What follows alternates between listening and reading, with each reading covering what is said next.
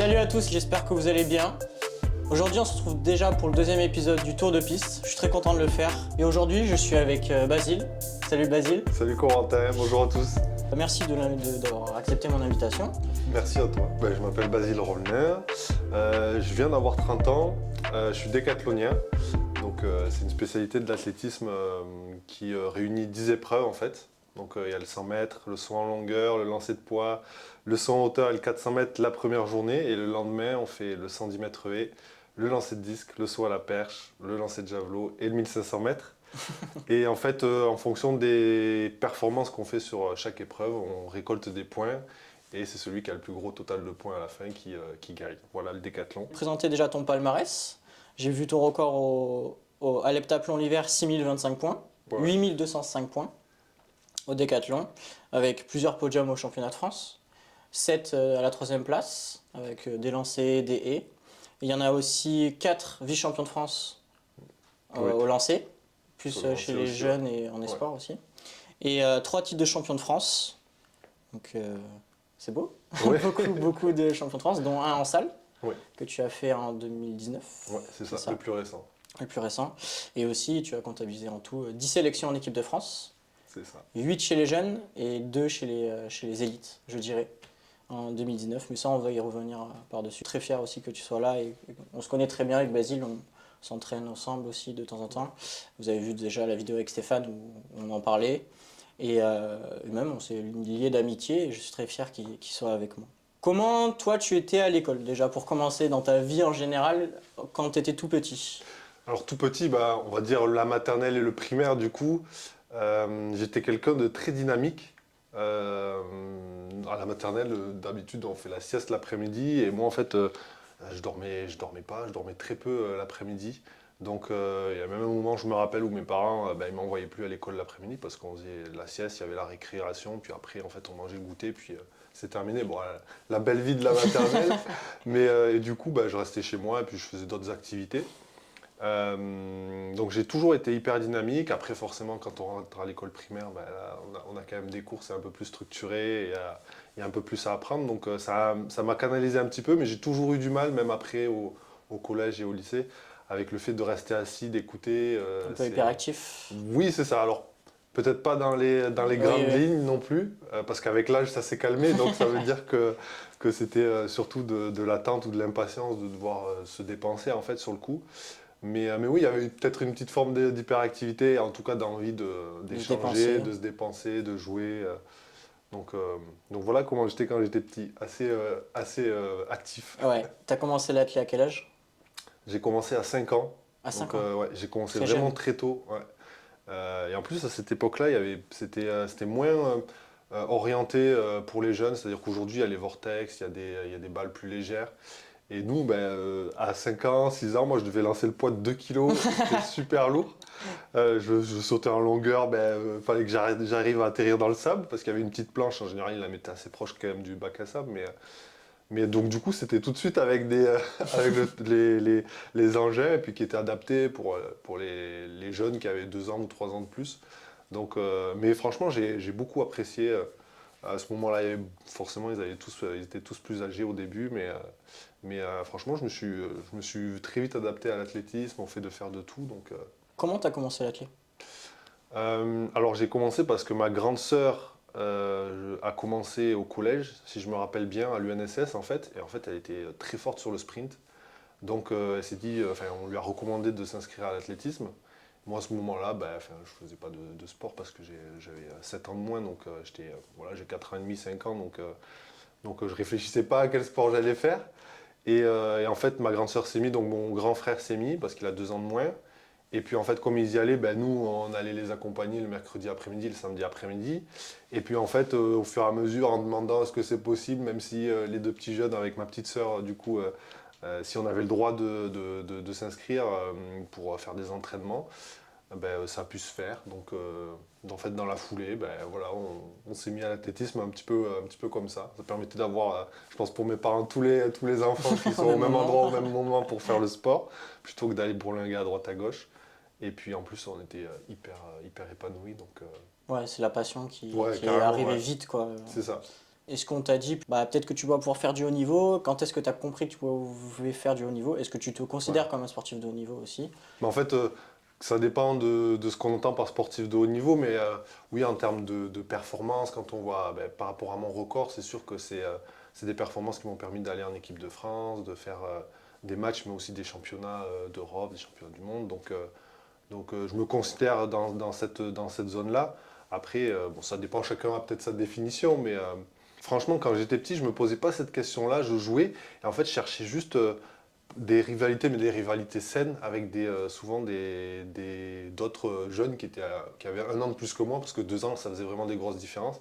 Mais souvent, en tout cas pendant tout le primaire, il y avait notamment un gars qui avait 1 an de plus que moi, avec lequel on se battait l'un contre l'autre sur les crosses, ça se finissait souvent au sprint, ou sur les compétitions, c'était des triathlons, donc une course, un saut, un lancer quand on était jeune. Et voilà, c'est à travers ces petites rivalités-là que j'ai nourri cette passion. Donc j'ai pas forcément pensé au haut niveau tout de suite. Après, j'ai commencé à m'en rendre compte parce que quand on grandit, on voit les grands championnats, etc. Voilà, à partir du CE2, j'ai commencé à connaître ce que c'était le décathlon, à me renseigner dessus, à me dire, attends, ça m'intéresse, j'aime vraiment suivre le décathlon. Et en plus de ça, à cet âge-là, en fait, j'avais quasiment tous les records départementaux de ma catégorie, du sprint au haies, sur les sauts et sur les lancers. Je crois qu'il y avait juste la marche et le 1000 mètres que je n'avais pas à un moment donné. Donc après, depuis, peut-être qu'il y a des jeunes qui ont fait mieux, je ne sais pas. Mais à ce moment-là, je sais que moi, j'étais vraiment dans la quête d'essayer d'avoir tous les records. Parce que c'était ça qui me plaisait, c'était battre mes records. C'était vraiment la performance. Quand je faisais un sprint, c'était tout de suite, je voulais savoir combien j'avais fait. Et donc j'étais pas encore dans l'idée de me dire le haut niveau, commencer, l'équipe de France, etc. Mais je me disais, je vais être vraiment le meilleur. Déjà à cette époque-là, je réagissais bien face à la rivalité, un peu au stress de la compétition, parce que on le ressent même au plus jeune âge. Et j'adorais ça en tout cas. C'est comme ça que tu as compris que tu voulais continuer à battre tes records et Ouais, surtout dans tous les niveaux en fait, comme tu l'expliques, c'est pas c'est forcément que ça. au sprint ou que ça. Et du coup, tu dis, ah, bah, si je suis fort au lancer, si je suis fort au sprint, si je suis fort en saut, voilà, bah, peut-être qu'on va faire du décathlon aussi, Ouais, c'est c'est venu comme ça. ça. C'est exactement ça. C'est que, en plus, j'étais déjà plus grand que la plupart des jeunes à ce moment-là. Donc, l'entraîneur qui m'a formé à ce moment-là, lui, m'a commencé déjà à me parler du décathlon. Mais bon, moi, au CE2, je vais pas me mettre à faire du décathlon. Mais déjà, à cette époque-là, il avait réfléchi à faire des entraînements, à faire des sortes de circuits où tu revois un peu toutes les épreuves, vachement ludiques. Et en fait, moi, j'ai accroché à fond, quoi. Lui, il partait pas en vacances l'été, en fait, il partait en vacances l'hiver parce que sa femme était réunionnaise. Donc, en fait, il partait l'hiver à La Réunion. Et l'été, il était là. Donc, il nous proposait à moi et à mes frères et sœurs tout l'été, de 17h30 à 20h. Il disait, moi, je suis au stade, si vous voulez venir. Et puis, on faisait des après-midi, on faisait de la perche. Après, on allait faire des haies, on faisait des lancers. En fait, c'est comme ça que j'ai accentué le goût de faire de tout. Et puis après, voilà, en grandissant, en fait, je me suis rendu compte que j'avais vraiment envie de faire du décathlon. Puis au CM2, après avoir vu différents Jeux Olympiques, des championnats du monde, là, ça se concrétise un petit peu. Même si tu n'as pas encore conscience de tout ce qu'il faut, c'est déjà un rêve Ouais. qui s'est ancré à ce moment-là, en fait. Collège, t'étais comment au niveau de l'athlète? Parce que c'est les catégories Benjamin et minime au collège. Des compétitions un peu du coup de triathlon, Ouais. où tu fais déjà un peu de tout. Au niveau français, t'étais comment? Au niveau des Euh, perfs aussi, t'étais à quel Alors, niveau? au collège, en fait, j'ai eu des gros pics et des gros contre-coups parce que c'est la période où j'ai eu des problèmes de croissance. En fait, en sixième, je faisais 1m60 et en troisième, je faisais 1m90. Donc j'ai pris, et puis en plus, ma poussée de croissance, elle a surtout été en cinquième, quatrième. Donc en fait, les périodes où je pouvais concourir, je faisais vraiment des très grosses performances à ce moment-là. Parce que par exemple, en troisième, je crois que sur 5 ou 6 épreuves, j'étais dans le top 5 du bilan français, je crois. Au disque, je crois que j'étais premier, le marteau aussi. Sur les haies, j'étais dans les 5 premiers ou dans les 8 premiers. Sur la hauteur, j'étais deuxième ou troisième. Au poids aussi, j'étais dans les 8 premiers. Donc en fait, je continuais de faire de tout. Après, avec les problèmes de croissance, il y avait des périodes où je pouvais m'entraîner et faire des compétitions pendant 1 mois, 2 mois. Puis après, il y avait un truc au genou. Alors, il y a le bassin aussi qui m'a beaucoup embêté pendant longtemps en cinquième et en quatrième. Mais voilà, en fait, ça a perduré, le goût de la compétition a perduré, l'adversité aussi parce que je suis passé du championnat départemental aux régionaux, puis au championnat de France aussi avec les points d'or, les championnats de France UNSS. Donc ça m'a donné encore plus le goût de l'adversité parce que je me suis retrouvé avec des gens, de ton niveau. ouais, limite pas des petits basiles qui germaient un peu partout, mais avec, ouais, avec des gars de mon niveau, parfois même meilleurs parce qu'ils couraient plus vite ou sur certaines spécialités ils sautaient plus haut, sautaient plus loin. Donc, et ça, voilà, ça nourrit le goût de l'adversité, de la compétition, du dépassement de soi pour les années d'après. Et au collège, tu t'entraînais comment du coup?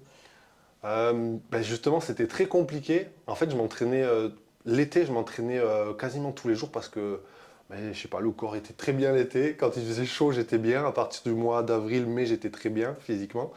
Et souvent, les périodes on va dire, de octobre à mars, je faisais surtout des lancers parce que ben, le problème de genoux, problème de hanche faisait que je ne pouvais pas courir ou sprinter ou impulser. Donc c'est ça qui a fait aussi qu'au niveau des lancers, j'ai réussi à acquérir vraiment des bases solides pour le décathlon et mon niveau aujourd'hui. Euh, ouais, donc du coup, au niveau de l'entraînement, je m'entraînais 2, 3 fois par semaine. C'était pas des grosses séances, c'était vraiment pour le plaisir. Et quand j'avais envie de venir, et souvent, même quand je pouvais pas trop courir ou quoi, j'allais quand même au stade pour faire des lancers, pour faire des trucs, parce que une fois de plus, j'avais besoin de me dépenser. Et, je sais qu'il y a une période, par exemple, j'avais des soucis de bassin et je pouvais pas trop, fallait que je fasse attention à pas lancer avec le lancer de javelot, pardon, et je pouvais pas sprinter. Mais j'allais au stade, je prenais des médecines Bosch, je prenais des ballons de foot et je faisais des touches comme les touches de foot, Ouais, quoi, pour vraiment travailler le lancer. J'étais vraiment dans ce truc-là. Même chez moi, je prenais des ballons de foot et dans le jardin, j'essaie de faire des touches de foot en me disant ça va m'aider pour le lancer de javelot parce que j'avais vu une vidéo d'un lanceur de javelot qui faisait ça. Donc voilà, en fait, j'étais vraiment je prenais vraiment plaisir à faire ça, quoi. C'était pas. Moi, mes parents m'ont jamais dit allez, vas-y, faut y vas-y, aller. Ouais. vas-y.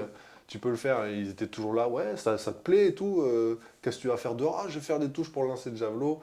Bah d'accord, bah vas-y, hein, amuse-toi bien. Écoute. Il est pas compliqué ce gamin. Trop bien. Ouais, c'est clair. Donc, non, donc voilà, le collège, ça a été des hauts et des bas avec les problèmes de croissance, mais j'ai continué à prendre plaisir. On passe au lycée, catégorie cadet junior, où tu vas au championnat de France hivernaux, où tu commences à faire des podiums. Ouais. Des beaux podiums, félicitations. Mm. Le sport, alors on va revenir surtout cadet 1, cadet 2, junior 1, la période lycée. Comment tu gères tes entraînements et aussi les cours qui sont assez prenants au lycée, Ouais. forcément. Et aussi comment tu as vécu aussi ces premiers championnats chez les grands, quoi. Ouais. Alors déjà, par rapport à la gestion des entraînements, c'était pas évident parce que j'étais pas forcément dans une classe sport, donc j'avais vraiment Les l'emploi cours du normaux. temps normaux. Je m'entraînais le mardi soir, le vendredi soir et parfois le samedi après-midi. Donc c'est pas un gros rythme, hein. Je pense qu'aujourd'hui, Mhm. il y a des lycéens qui sont au niveau équipe de France ou peut-être juste en dessous, qui doivent s'entraîner peut-être un petit 5 peu fois. plus, ouais, déjà 5 fois. Même les gens qui intègrent les pôles, les centres de formation, tout ça. Voilà, après d'un autre côté, ben, comme je sortais des années collège où j'avais des problèmes de croissance, j'allais pas d'un coup. Ouais, t'entraîner Euh, 5 fois c'est pour ça, détruire ton corps. exactement. Il fallait que j'y aille progressivement et pas brûler certaines étapes non plus. Donc déjà 3 fois. Au début c'était 2, puis petit à petit on a réussi à faire 3 parce qu'il y avait une séance de lancer qui est quand même beaucoup moins énergivore que du saut en hauteur, tout ça. Donc c'était plus de 3 fois. Après la gestion avec les cours, ben, j'ai envie de dire que mes parents ils m'ont beaucoup aidé à m'organiser parce que des fois je terminais à 17h, à 17h30 il y avait entraînement, donc il fallait sortir de l'école, le sac était déjà prêt, mes parents m'avaient m'aidé à préparer, à anticiper certaines choses, je n'étais pas livré à moi-même, mais j'étais quand même assez autonome et responsabilisé en même temps. Ok. Donc c'est ça qui a fait que les choses ont pu bien s'enclencher malgré le fait que j'ai pas voilà, des emplois du temps aménagés, etc. Et puis en fait, la progression est venue, il y a eu les premiers championnats de France. Moi au début, je suis KD1, je découvre les nouveaux engins qui se sont alourdis, les haies qui sont un peu plus hautes, etc. Donc je m'étais juste dit, il faut que j'essaie d'être le meilleur de mon âge, des premières années en KD1.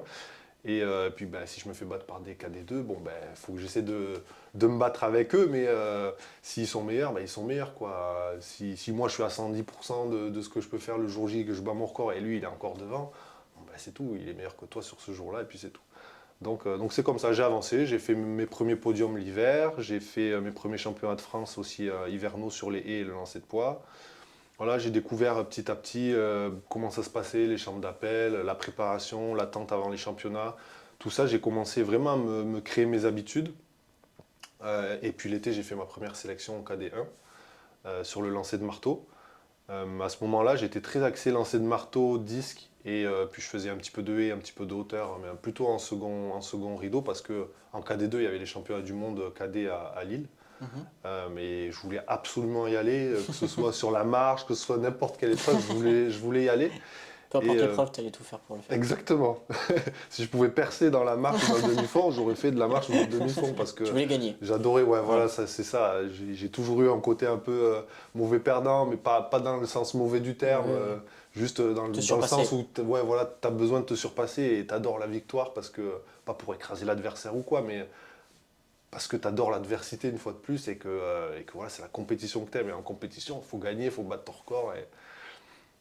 Et donc du coup, en KD2, je me qualifie pour les championnats du monde, mais en fait, j'ai eu une petite désillusion là-bas parce que j'ai pas savouré mes championnats. Enfin si, je les ai savourés à fond. J'ai pas fait, malheureusement, je fais 0 au marteau et je fais ma moins bonne perf de l'année aux lancers de disque.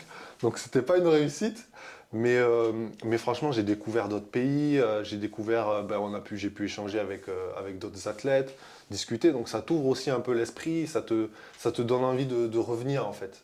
Malgré le fait qu'au niveau sportif c'était un échec, dans ma tête je me suis dit, t'as passé une étape quand même, tu t'es qualifié, t'as appris, tu sais ce que c'est la pression, etc. T'as subi une pression que t'avais jamais subie auparavant parce que c'est les championnats du monde et t'as encore plus envie de réussir ce jour-là. Mais d'un autre côté, je me suis dit, par contre, les lancers, je n'ai pas envie de continuer dans les lancers, quoi. Quand je suis arrivé sur le stade, il y avait tous les autres potes qui regardaient les starting blocks, les aires de saut, hauteur, longueur, etc. Et puis moi, c'était l'air de lancer, tu vois. Et là, ce jour-là, je me rappelle, ça m'a mis un petit coup derrière la tête en me disant, si on m'avait dit de choisir entre les combinés et les lancers, j'aurais mis les combinés tous les jours. Okay. Parce que les combinés, tu passes 2 jours sur le stade. En fait, c'est particulier. C'est là que je me suis dit, en suivant un peu en plus les combinards, le stade, ça devient ta maison en fait sur la compétition. Au début, tu es un peu impressionné, le 100 mètres, tout ça. Mais en fait, derrière, la pression elle redescend, tu t'assimiles, tu t'appropries les lieux. Et le stade, tu le vois en long, en large et en travers. Que quand tu arrives sur les lancers, tu fais 3 lancers, tu es éliminé. Le stade, tu l'as vu 30 minutes ou 1 heure, et puis après, tu le revois plus, quoi, tu vois. Donc dans ma tête, je me suis dit, tiens, j'aimerais bien pouvoir profiter un peu plus du stade, me sentir à l'aise, parce que des fois, pour le coup, pour ces championnats-là, j'ai même pas eu le temps de calculer où j'étais, qui j'étais.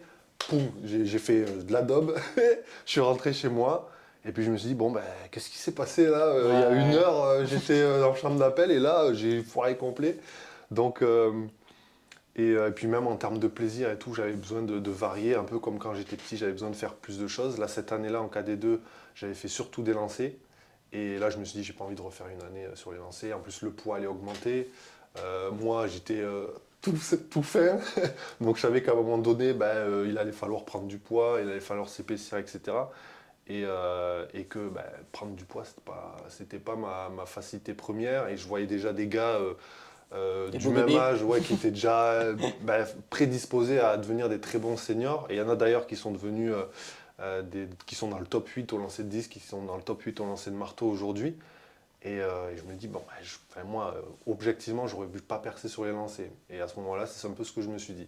Donc je me suis dit, à partir de junior, je vais commencer à... Donc tu as switché un petit peu sur les épreuves combinées en junior. Exactement. Tu fais quand même un podium en junior au disque, il y a un titre aussi.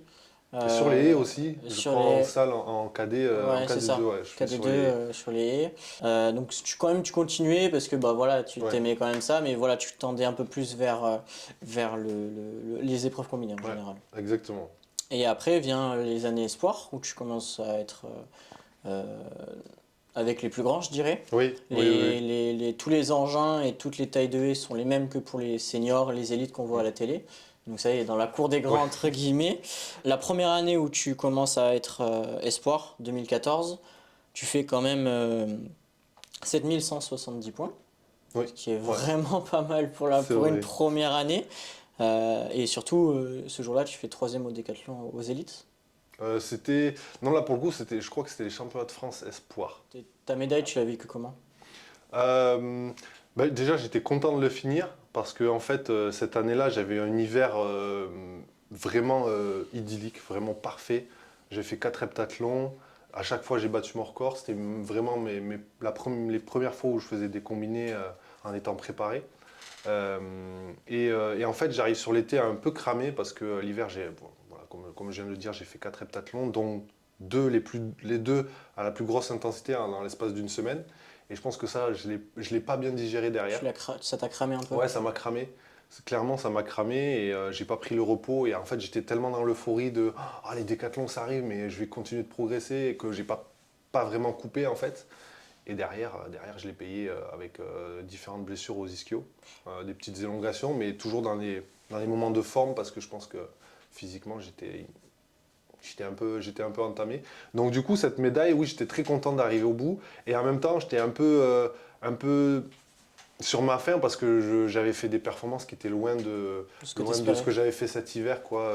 J'espérais plutôt faire 7006, peut-être 7007. Et puis dans le pire des cas, retomber à 7004, 7005.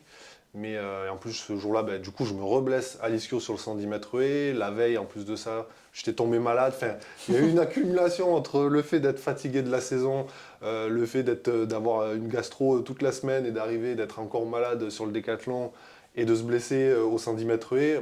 Ça fait que j'ai pas pu m'exprimer en fait. Mais j'étais très content de terminer le décathlon comme Et ça. malgré tout ça, tu fais podium? Exactement, oui, oui, j'ai quand même réussi à m'en sortir, donc et à trouver des stratégies, malgré le fait d'être blessé à l'ischio, terminer la course, aller faire le saut à la perche, parce que sauter à la perche avec un ischio en vrac, bon courage, c'est compliqué, puis terminer avec le 1005, etc. Donc non, j'étais content mentalement d'avoir réussi à me rester dedans, à rester focus, concentré, malgré la déception, les changements de plan, parce qu'on espère faire des performances, puis après, tu vois que au fur et à mesure des intempéries, tu es obligé de revoir tes plans Suivant le temps qu'il fait aussi, le exactement. vent qu'il y a, Ah oui, oui, ouais, il y a surtout quand beaucoup tu de prends la variantes. pluie le premier jour. Donc voilà, mais sinon, franchement, très content, très fier de cette première médaille. Ouais. Comment tu gères justement ça, le fait de voir les conditions climatiques qu'il y a qui vont changer et tu te dis putain, mais en fait, je vais pas être à 100% alors que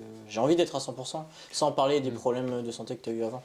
En fait, ça dépend l'état d'esprit dans lequel tu es, l'état physique dans lequel tu es, en fait.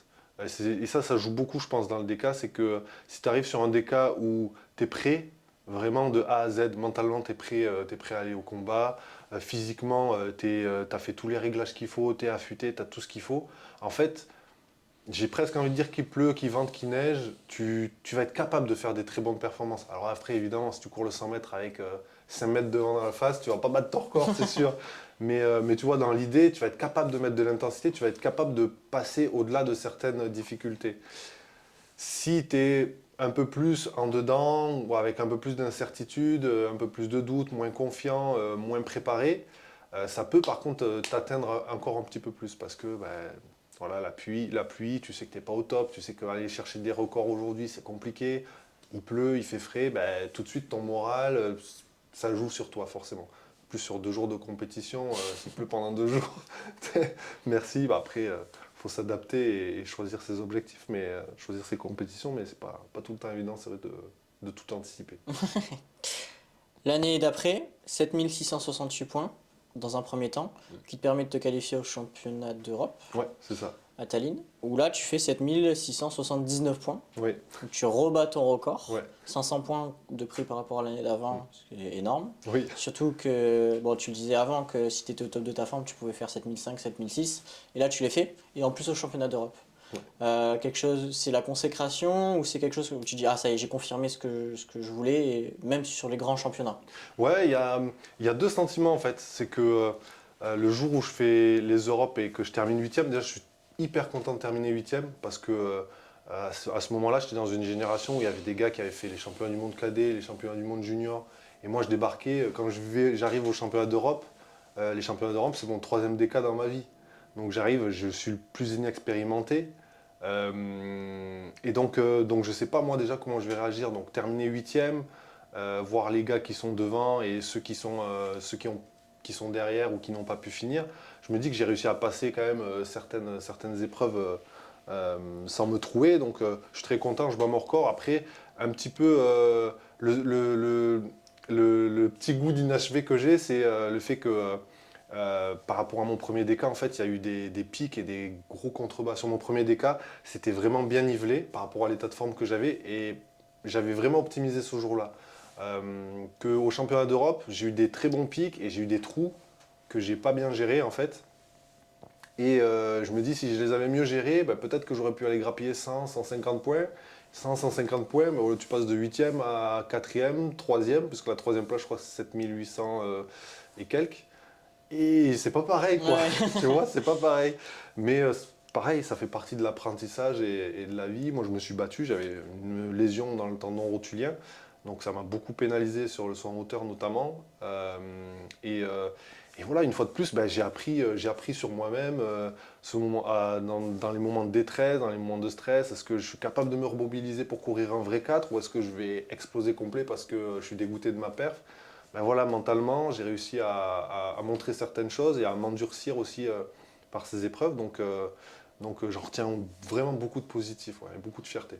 Parce que tu parles beaucoup aussi d'un aspect mental. Bah, tu as fait une mauvaise perf dans une épreuve, mais tu en as quand même plein derrière. Ouais. Comment tu arrives à te remobiliser et te motiver aussi après une mauvaise perf de dire bon, bah, tant pis, mais du coup, la prochaine, il faut que j'y aille, quoi. Ouais. Ben, en fait, ça dépend à quel moment elle arrive, j'ai envie de dire. Parce que moi, dans différents DK dans ma carrière, ça arrive d'avoir une contre-perf. Franchement, les DK ou les heptathlons où il n'y a pas de contre-perf, il y en a vraiment très très peu. Après, bon, il y a un niveau de contre-perf, tu es à des années-lumière de ce que tu aurais dû faire. Et puis, tu es un petit peu en dessous, tu aurais voulu être proche de ton record, mais bon, voilà. Et en fait, ça dépend de comment elle arrive, de pourquoi elle arrive en fait. Est-ce que tu arrives à comprendre qu'est-ce que tu as fait? Est-ce que tu fais le retour tout de suite pour te dire, ben là en fait, pourquoi j'ai merdé? Est-ce que c'est juste techniquement en ce moment je suis pas bon? Est-ce que en fait, mentalement, j'ai eu les pétoches et j'ai pas fait ce qu'il faut? Est-ce que ben, j'étais pas concentré parce qu'il y avait un tel qui a fait son record et c'est un concurrent? Tu vois, il y a vraiment différents paramètres. Et c'est ça, je pense, qui fait que, est-ce que tu te dis, bon, ben, je réagis, est-ce que c'est une contre-forme, tu vois, est-ce que tu as eu un bobo, tu as fait ce que tu as pu.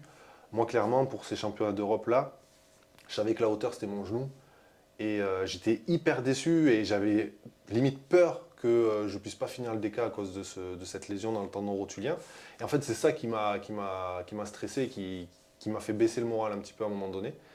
Et après, en fait, dès que j'ai strappé mon genou, dès que j'ai vu que je pouvais courir le 4 et vraiment continuer le DK, en fait, là, j'ai réussi à souffler, à faire la part des choses et à me remettre dans le DK. Donc c'est vraiment les, voilà, les contre-coups, les contre-performances, tu les digères en fonction de comment elles arrivent en fait. L'année d'après, dernière année espoir, 2016, tu te qualifies au championnat d'Europe, encore une fois.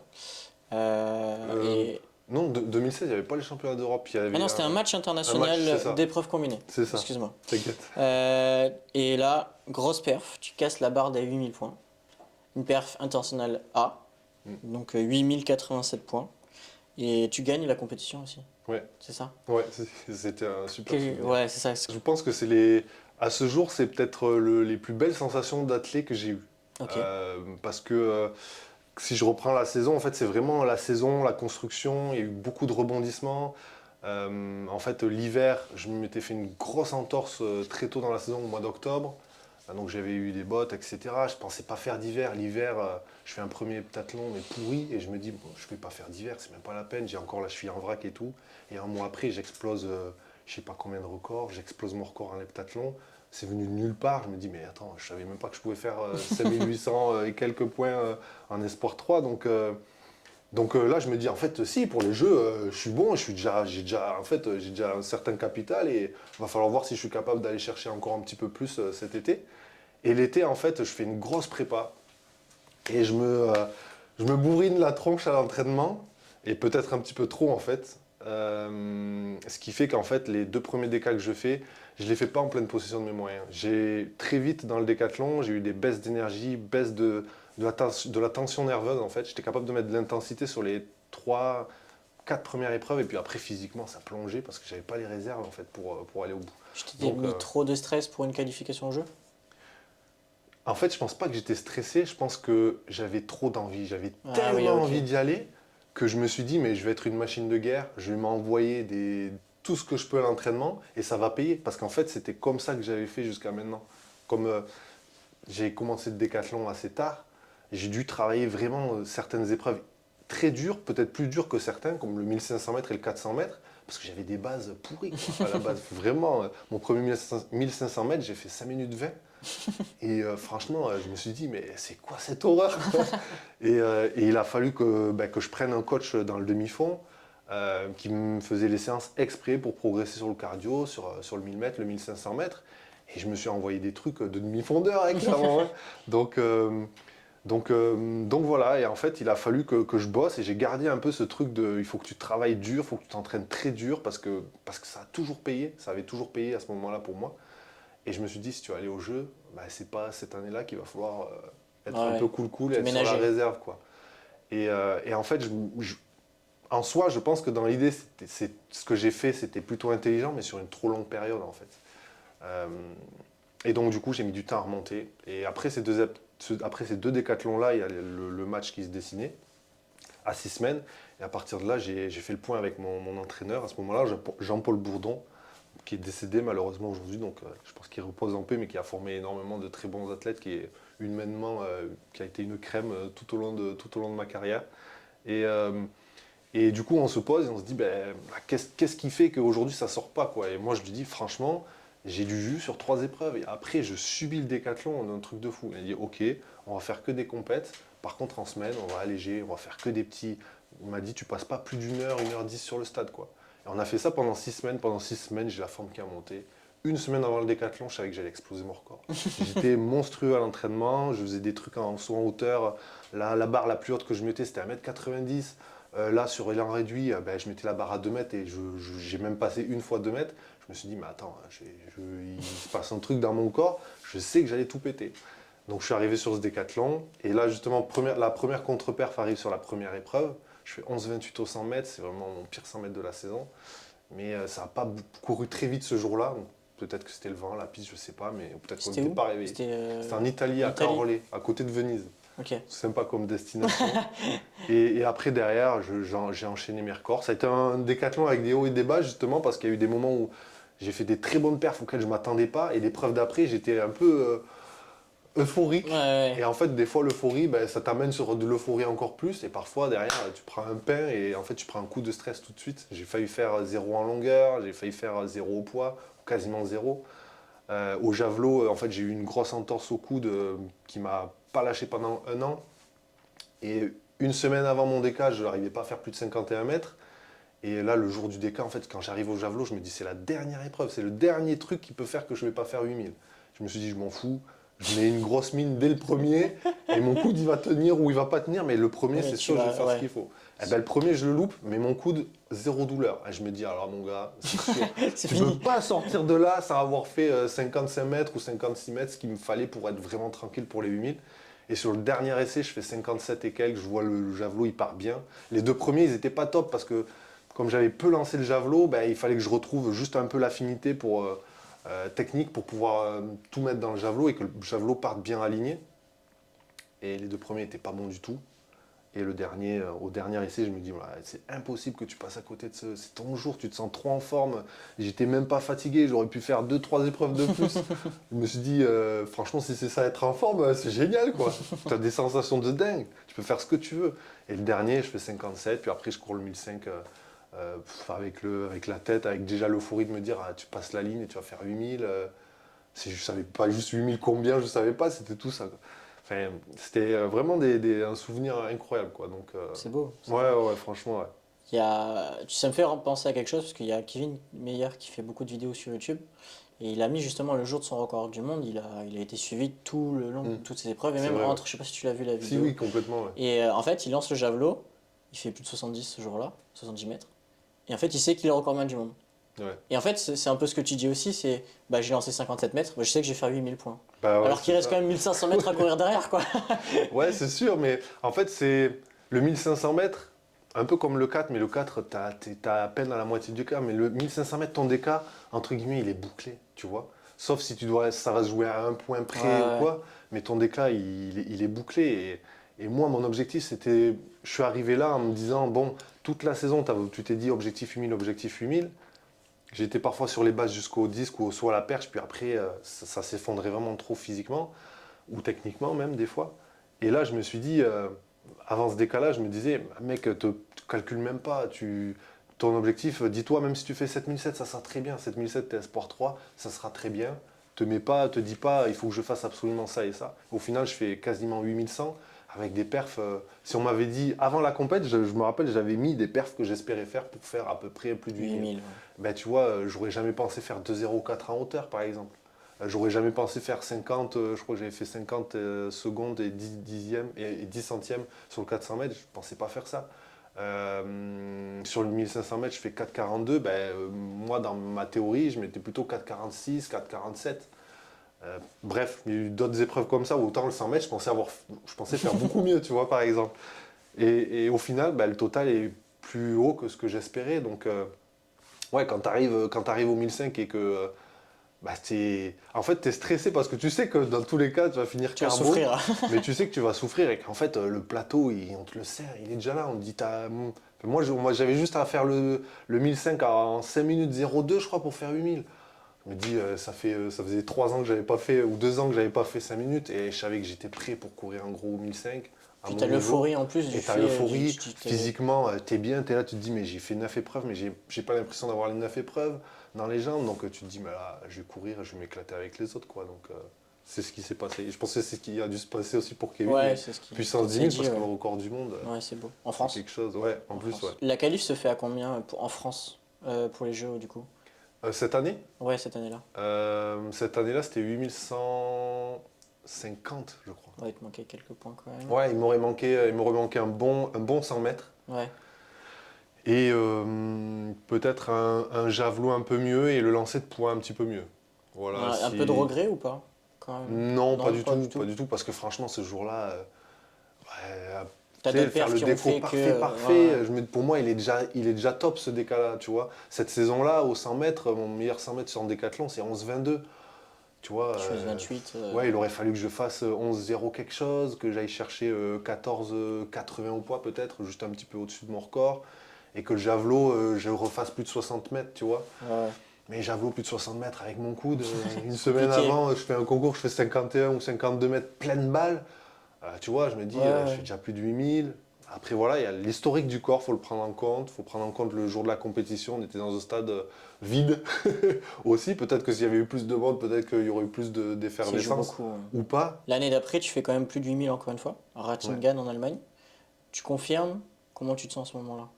À ce moment-là, je ne suis pas du tout dans le même état de forme parce que, en fait, juste avant Ratingen, j'étais 3 semaines avant, j'étais vraiment dans une forme étincelante. Je pense que j'étais prêt à faire un gros total, peut-être autour des 8002 déjà à ce moment-là. Et en fait, je me fais une élongation à l'ischio sur un DK, sur un 110 mètres haies. Donc du coup, ça repousse, je dois faire des soins, ça repousse le décathlon à Ratingen. Et j'arrive à Ratingen, en fait, j'ai encore des douleurs à l'ischio, c'est pas encore complètement cicatrisé. En fait, je sais même pas si je vais passer le 100 mètres, parce que j'avais fait des entraînements voilà, de qualité. L'intensité de l'entraînement n'est pas l'intensité de la compète. Donc en fait, quand tu arrives sur un DK et que tu sais pas à quel moment, est-ce que ça va péter, est-ce que ça va pas péter, est-ce que je vais courir vite ou pas, tu arrives avec beaucoup d'interrogations, donc tu te lâches pas comme tu pourrais te Ouais, lâcher. ouais. Je fais un très bon 100 mètres au final, donc ça relâche un petit peu la machine. Et après, c'est la fin du DK, il m'a manqué un peu de préparation due à l'ischio, donc je subis un peu la fin du décathlon, notamment au niveau du saut à la perche. Et qui fait que j'étais en avance sur mon record, je crois, jusqu'à la perche. Et à la perche, ça plonge, ça commence à plonger. Je fais pas un super lancer de javelot derrière. Par contre, je bats mon record au 1005. Donc voilà, je reconfirme à plus de 8000 avec les petits bobos, les petits problèmes de prépa avant. Franchement, c'est quand même bien payé, quoi. C'est bien. Et là, on se retrouve en 2019, une année sacre, je dirais, pour toi. L'hiver, 6025 points, champion de France élite. Déjà, comment tu te sens cet hiver? Tu te dis putain, champion de France élite, quoi, déjà. C'est Ouais, beau. j'étais content. Après, c'est vrai que moi, les médailles, les titres, c'est pas, Motivation. ouais, voilà. Après, bien sûr, je suis content. Faut pas. Ok. Et si je suis champion du monde un jour ou si j'ai une médaille internationale un jour, bien sûr, je serais super content. Ça serait top. Mais, euh, mais j'étais plus content de mon total ou de ma qualification pour les Europes, par exemple. Ouais, ce que Après, bien sûr, gagner une j'allais enchaîner. compétition, si tu veux gagner une compétition, mais bon, la médaille, c'est pas ce qui me fait Ok. particulièrement non Mais plus plus de six mille rêver, points quoi. quand Mais même. ouais, plus de 6000 points, ça, c'était la barrière, c'était Et quelque chose d'important. ça te permet de te... Alors, c'est les 6000 points ou c'est le titre qui te permet d'être C'est les 6000 qualifié? points. Mais en fait, après coup, je me suis rendu compte que sur le premier hepta que je fais cette saison, j'aurais pu être directement qualifié pour les Europes. Ok. Donc j'ai fait les championnats de France élite au cas où pour confirmer. Et donc j'ai battu mon record par la même occasion. Et du coup, après une qualification du coup, au championnat d'Europe à Mm. Glasgow, première chez les élites, Ouais, comment tu te sens déjà l'avant-compétition? j'étais très content, franchement. Je pense que je l'ai abordé super bien parce que je fais un bon 60 mètres. Je crois que je suis à 2 cm de mon record en longueur, je bats mon record au poids. Je fais un bon concours de hauteur malgré la talonnade et ma petite lésion au tendon d'Achille, justement qui apparaît ce jour-là et du coup qui court-circuite toute la fin de mon heptathlon. Donc sur l'avant, en fait, j'arrive sur cet heptathlon-là vraiment hyper content. En fait, j'ai l'impression de toucher au but par rapport à des objectifs de médailles, de grands championnats. C'est-à-dire, je me Ok. dis là, c'était un grand championnat, il n'y avait pas non plus, tu vois, toute l'armada. Par exemple, Kevin n'était pas là. Il y avait un Allemand qui était encore en très grande forme à ce moment-là, je crois Kai Kazmirek, qui a fait médaille sur des championnats du monde l'année Mhm. d'avant, qui n'était pas là. Donc c'était des grosses pointures qui n'étaient pas là et qui laissaient des places pour le podium. Et le podium allait être plus accessible forcément que sur d'autres années. Ok. Et donc ça, j'avais ça en tête. Je savais que, ben en fait, il y avait, je crois, un Espagnol ce jour-là qui était à 6003. Et derrière, en fait, il y avait un Russe qui était à 6002. Et puis après, il y avait un paquet de mecs à 6000 ou un tout petit 6100. Et ça se joue le jour J, quoi. Tu vois, Ouais, quand tu as ouais. 80 points, c'est la forme. Le mec qui arrive à se dépasser le jour J, qui passe à travers les bobos et tout ça. Donc moi, j'étais vraiment dans l'idée de me dire, j'y vais, je suis capable d'aller faire une médaille, je suis capable d'aller battre mon record. Parce que forcément, par rapport à mes 6025 points, j'avais quand même ciblé les points où il allait falloir que je sois plus concentré et que j'aborde différemment certaines épreuves pour pouvoir aller chercher plus.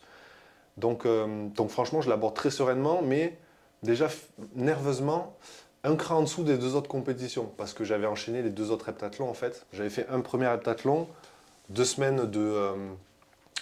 enfin une semaine de repos actif, on va dire, une semaine de préparation, un deuxième heptathlon, après 2 semaines. Donc en l'espace de 4 semaines, j'allais faire 3 heptathlons, ce qui est quand même. J'étais le seul cet hiver à faire ça. Donc en termes de gestion, j'étais pas sûr de savoir si j'allais tenir, sachant que moi en plus, euh, je me connais, je suis quelqu'un qui est capable d'avoir des gros pics nerveux sur des compétitions, de faire des perfs que à l'entraînement tu te dis mais jamais, jamais je l'ai vu venir. Parce que la compétition me stimule et je sais que derrière j'ai des contre-coups physiques et surtout nerveux où je mets du temps à remonter, du temps à Ok. retrouver un minimum d'intensité à l'entraînement, quoi. Et ben là, cet hiver-là, c'est un peu ça qui m'a fait défaut, c'est qu'à la hauteur, j'étais déjà bien cramé, nerveusement. Physiquement, ça allait encore, mais nerveusement, j'avais du mal à remettre de l'intensité. Et puis, ben, mon corps, il a commencé à grincer un petit peu des dents. Donc, un peu frustré à la suite de cet heptathlon-là, parce que je me dis franchement, bon, ben, t'as une lésion au tendon, t'as une bursite, plus une talonnade, bon, ben, tu pouvais pas aller plus Ouais, loin. ouais, dans tous les Tu cas, ton vois? corps il t'a dit stop, quoi. Non, ouais, c'est ça. Mais je quitte la première journée, je suis quatrième, je suis à une poignée de points du podium, sachant qu'il y a la perche, qui sont mes points forts, et j'allais reprendre des. Donc j'allais me dire, potentiellement, je vais aborder le 1000 mètres en étant sur le podium. Et après, 1000 mètres, il faut te transcender. Je savais que j'étais passé au travers mentalement sur les deux premiers. J'avais moins bien préparé le 1000 mètres que les autres épreuves, donc je l'abordais pas de la même manière. Mais là, je me suis dit, pour Ouais, une pour une médaille, médaille, tu vas y aller, là, quoi. tu vas l'éclater ton record, c'est sûr. En tout cas, c'est le jour pour le faire. Ouais, Si tu c'est le fais clair. pas là, tu le feras jamais, hein. Donc voilà, c'est plus ça en fait, le fait d'être Petit sur regret. d'être sur le coup de jouer, mais au final, ça te passe un peu au travers, de pas pouvoir saisir cette chance. C'était un peu ça qui m'a frustré, qui m'a mis un peu dans le trou d'ailleurs mentalement, et puis en plus physiquement, nerveusement, il y avait des retombées par rapport aux compétitions. Derrière l'été, ça a mis du temps à remonter. Quand même, 8205 points, ton Oui, record. À Rattingan, deuxième de la compétition. oui. Donc quand même, c'est remonté, mais c'est bien remonté. Oui, oui, c'est clair, c'est clair. Ça a mis son temps pour remonter. Il a fallu que déjà, j'arrive à me débarrasser des pépins de l'hiver. Et en fait, ça arrive très vite. L'air de rien, quand j'ai terminé la compétition tout début mars. Ben, le temps de couper un petit peu. Derrière, j'ai eu une grippe. Donc, en fait, ça m'a mis dans le jus jusqu'à mi-avril. Et t'arrives mi-avril, ben, les DK, ils commencent à laminer, fermer. Donc, c'était aux portes, en fait. Et avec les premières compétitions, fin avril, début mai, pour 3D et tout ça. Donc, pas si évident que ça à gérer. Puis au final, c'est bien remonté. Mais une fois de plus, tu vois, il m'a manqué de la sérénité dans ma préparation, de la continuité. Parce que en soi, le DK se passe très bien jusqu'au lancer de disque. Puis soit à la perche, c'était une période de canicule. Je prends 2 jours à 39-40 degrés sur la piste. Tu te mettais, je me rappelle, ils nous ont appelé pour le 400 mètres la veille. On était tous à l'ombre avec les glaçons. On sort, au bout de 30 secondes, on suit à grosses gouttes. Donc un week-end assez rude musculairement par rapport aux grosses chaleurs. Et en plus, moi, il me manquait un peu de préparation parce que à la perche, je me fais une contracture 2 minutes avant de commencer le concours. Donc j'avais réglé mes marques, j'avais fait 2-3 sauts. Et là, 2 minutes avant le début du concours, il faut que tu changes de perche, il faut que tu changes de marque. Et en plus de ça, il faut que tu commences plus bas parce que sinon, tu passes pas de barre. Donc tu t'es en route pour faire peut-être 8004 à là, il faut sauver les meubles parce que tu peux faire 0. Donc grosse émotion à ce moment-là. Fallait garder la tête froide, fallait essayer de gérer l'ischio comme je pouvais, mais c'était vraiment compliqué. En plus, c'était ma jambe d'impulsion. Donc le premier essai, à la perche, je crois que je saute pas, je crois que je passe à travers. Le deuxième, j'impulse, mais je retombe dans le butoir, donc je me flingue le coccyx. Non mais génial. Et le troisième, franchement, j'ai le coccyx en vrac, j'ai l'ischio en vrac. Je me dis, mais là, mec, il faut que tu trouves des solutions comme tu peux, mais il faut que tu passes. Après, le javelot, le 1005, tu vas le faire, ça va dérouler. Mais là, franchement, tu peux pas. J'avais fait des très bonnes perfs au tout début. Je me suis dit, il faut capitaliser là-dessus. Donc j'ai trouvé des énergies. Le public m'a beaucoup aidé aussi. Le public allemand est très très fervent. J'ai réussi à passer une barre. Et puis après, franchement, après c'était compliqué. Compliqué, petite désillusion parce que je me dis là, je fais 4,50. Mon record c'est 5,15 m. Je suis dans une forme, j'ai jamais couru aussi vite, jamais sauté aussi haut et aussi loin. Ou très rarement, je me disais, j'étais en capacité peut-être d'aller battre mon record à la perche ou d'aller faire une très bonne perf. Et 4,50, Si tu fais 5,15 à la perche, ça te fait combien de points en plus? Faudrait faire le calcul, mais ça fait 65 cm. Je crois que c'est 27 cm, 27 points pour 10 cm. Pour 10 centimètres, ok. Donc, faut faire le calcul, mais je pense que ça m'aurait fait peut-être 8380 points, peut-être Presque tout 8004. petit 8004. Et après, sur le 1005, c'était une horreur. Je pouvais pas ouvrir la jambe, vu que j'avais tiré en plus sur la perche. Ouais. Franchement, le 1005, c'était trop bizarre. J'étais limité dans ma vitesse, mais j'étais quand même explosé. À la fin, je pense que j'aurais pu aller faire 3-4 secondes de plus quand même facilement, quoi. Facilement, Ok. j'aurais pas battu mon record, ça c'est sûr, mais j'aurais pu aller grapper quelques points. Donc, un peu de points au 1005 plus une bonne perche, ça aurait fait vraiment 1004. un gros DK bien complet, bien consistant, quoi. Après, 8002 quand même. Après, 8002, je prends quasiment plus de 100 points sur mon record, enfin plus 130 et quelques Ouais, points, je c'est crois, ou ça. 120. Donc je prends aussi, et surtout quand tu es passé tout près du zéro, il y a la qualification pour les championnats du monde à C'est ce que Doha. j'allais dire, ouais. Donc il y a eu beaucoup de circonstances atténuantes. Malgré le fait que les émotions, il y a eu des hauts et des bas, franchement, tu es très content de ce décalage, d'avoir réussi à trouver des ressources pour le finir surtout. Tu le sais directement après que tu es qualifié au championnat du monde? Ouais, ah oui, parce Ouais. que le speaker en plus, alors il parlait allemand, moi je captais que dalle, tu vois, mais je me doutais qu'il devait être en train de me dire attention, ça se joue au 10e. Et ouais, ça s'est joué, je fais 8205 5 points, points. les qualifs c'était 8200 points. Et je me rappelle dans la dernière ligne droite, j'agonisais, franchement, j'en pouvais plus, j'avais tellement mal au dos, au coccyx et à l'ischio. Et en plus de ça, au niveau du cardio, bon, ça reste un chrono très moyen, mais il faut quand même le courir en fin de décathlon. Évidemment. Et je me rappelle, je vois le truc qui défile, je me dis putain, mais c'est pas possible. Et dans la dernière ligne droite, en plus, je passe à la dernière ligne droite et je fais le calcul. Et je crois que je passe, ça doit être 4,31, un truc comme ça. Et je me dis putain, merde. faut que je donne ma life, donc je fais ce que je peux, je tire les bras, j'appuie comme je peux, je sens le public qui harangue, etc. Moi j'avais les acouphènes parce qu'à ce moment-là, t'es tellement explosé de partout au niveau du cardio, de la respi, des jambes que t'entends rien ce qui se passe autour de toi, tu vois juste des bruits, Des trucs qui je bougent. casse la ligne, et je vois que je casse la ligne sur 49,50 et je me dis bon, normalement ça doit le faire et ça le fait pour 5 points, donc à une seconde près, un peu moins d'une seconde, 8 dixièmes près. Ah, ça se joue après. Hein, des J'avais fois, pas hein. plus, de toute façon, je pense que ce jour-là, clairement, j'avais pas plus dans les jambes et dans la tête, donc. Sauf si tu t'es pas pété, peut-être. Ah oui, ouais, non, clairement, ouais. Mais par rapport aux conditions, Bien sûr, bien c'est sûr. sûr que je pouvais pas faire beaucoup mieux. Et du coup, qualification au championnat du monde à Doha. Euh, Première sélection en Ouais. extérieure, quand Oui. même. Des conditions climatiques un peu compliquées. Je sais que le championnat se fait en octobre au lieu d'être mi-août, je dirais, fin Ouais, août. c'est ça, c'est ça. Donc déjà en octobre, c'est une autre prépa.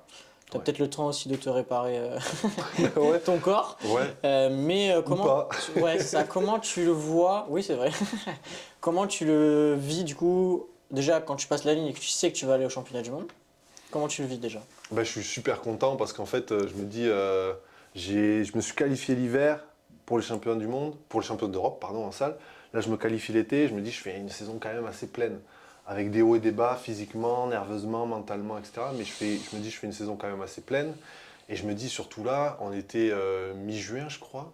Et je me dis, les championnats du monde, ils sont en octobre. Je me dis, je vais bien me refaire la cerise quand même T'as pendant le tous temps, ces quoi. mois. Ouais, Ouais. c'est clair. Parce que j'avais commencé ma prépa toute fin août de l'année 2018, Ouais, du tu coup. tires un petit peu sur Et donc, du coup, tu fais une année complète, plus 2 mois. bah, ouais, quasiment 2 mois. Parce que les championnats du monde, je crois que c'était Mi, le c'était- décathlon, ça devait être peut-être le 1er et le 2 octobre, je crois, un Mhm. truc comme ça, ou toute fin septembre. Mais enfin bref, donc tu tires, sachant que j'avais fait un hiver assez costaud, assez rude pour moi, Et long physiquement, aussi. nerveusement, ouais, et long. Que là, j'avais mis du temps à remonter et à sortir le décathlon. Là, je m'étais dit, bon, franchement, j'espère que je vais me refaire la cerise. Et en fait, j'ai eu du mal à me refaire la cerise, clairement. Hein. Ça a été compliqué avec les tendons, parce que les tendons d'Achille, j'avais réussi à les manager à peu près bien pour Ratingen. Donc à Ratingen, j'étais vraiment bien. Et puis là, derrière, en fait, encore eu un coup derrière la tête nerveusement. Physiquement, j'ai encore plongé et j'ai mis encore plus de temps à remonter. Et donc en fait, en septembre, j'étais capable de faire des bons chronos, mais voilà, que partiellement en fait. Sur une séance dans la semaine, j'allais être vraiment bon. Le reste, j'allais être un peu cramé, un peu douloureux à droite. J'ai commencé à avoir des pépins au niveau du quadriceps aussi qui ont commencé à venir, une petite élongation, 4 semaines avant de partir à Doha. Et là, en fait, à ce moment-là, juste avant les championnats du monde, je me dis, putain, Fais chier, quoi. ouais, j'étais pas dans les conditions dans lesquelles je voulais être, tu vois. J'avais envie d'être plein de jus, d'être bien physiquement. Bon, des petits bobos à gérer, tu vois, mais quand tu as des grosses interrogations comme ça, ben, tu profites pas autant.